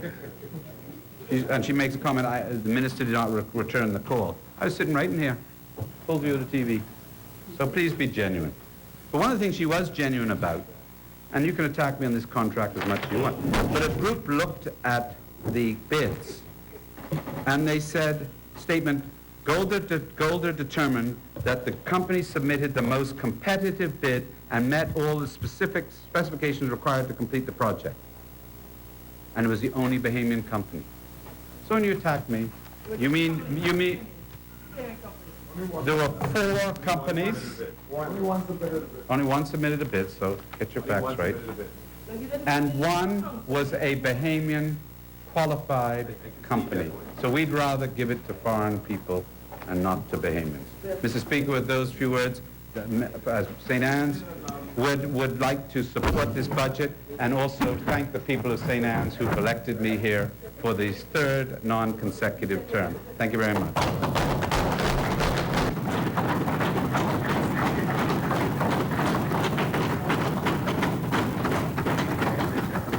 Thank you, Honourable Member. Honourable members, I have in my possession two documents. Honourable members, I have in my possession 2 documents that I wish to now table. 2 documents provided by the Honourable Member for Carmichael. The first being in tabular form, a document of the BAMZ project. I ordered that document to lie on the table. And the second document, also in tabular form, is the projects of the Ministry of Works. And I order now that that document to lie on the table. The chair now recognizes the honorable member for Pine Ridge. Thank you. St. Anne's also mentioned a document, I think he quoted from a newspaper article back in the 60s where his father was, I know he said he didn't want to lay, but is it possible for us to get a copy of that? Because some of us would like to read that. Okay. So he did submit it, and normally the rules are if you quote from a paper that it should be laid on the table and we should be adopted as his own. So we'd like to read it. Just for clarification, the rule is that you can adopt it, but if a member requests it and the speaker so orders, then the document must be tabled. Since the member has agreed to copy it, and that is his only copy, we will take him on that undertaking and just accept a copy of that document.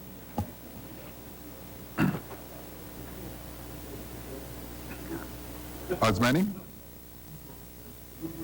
The chair recognizes the honorable member for Kalani.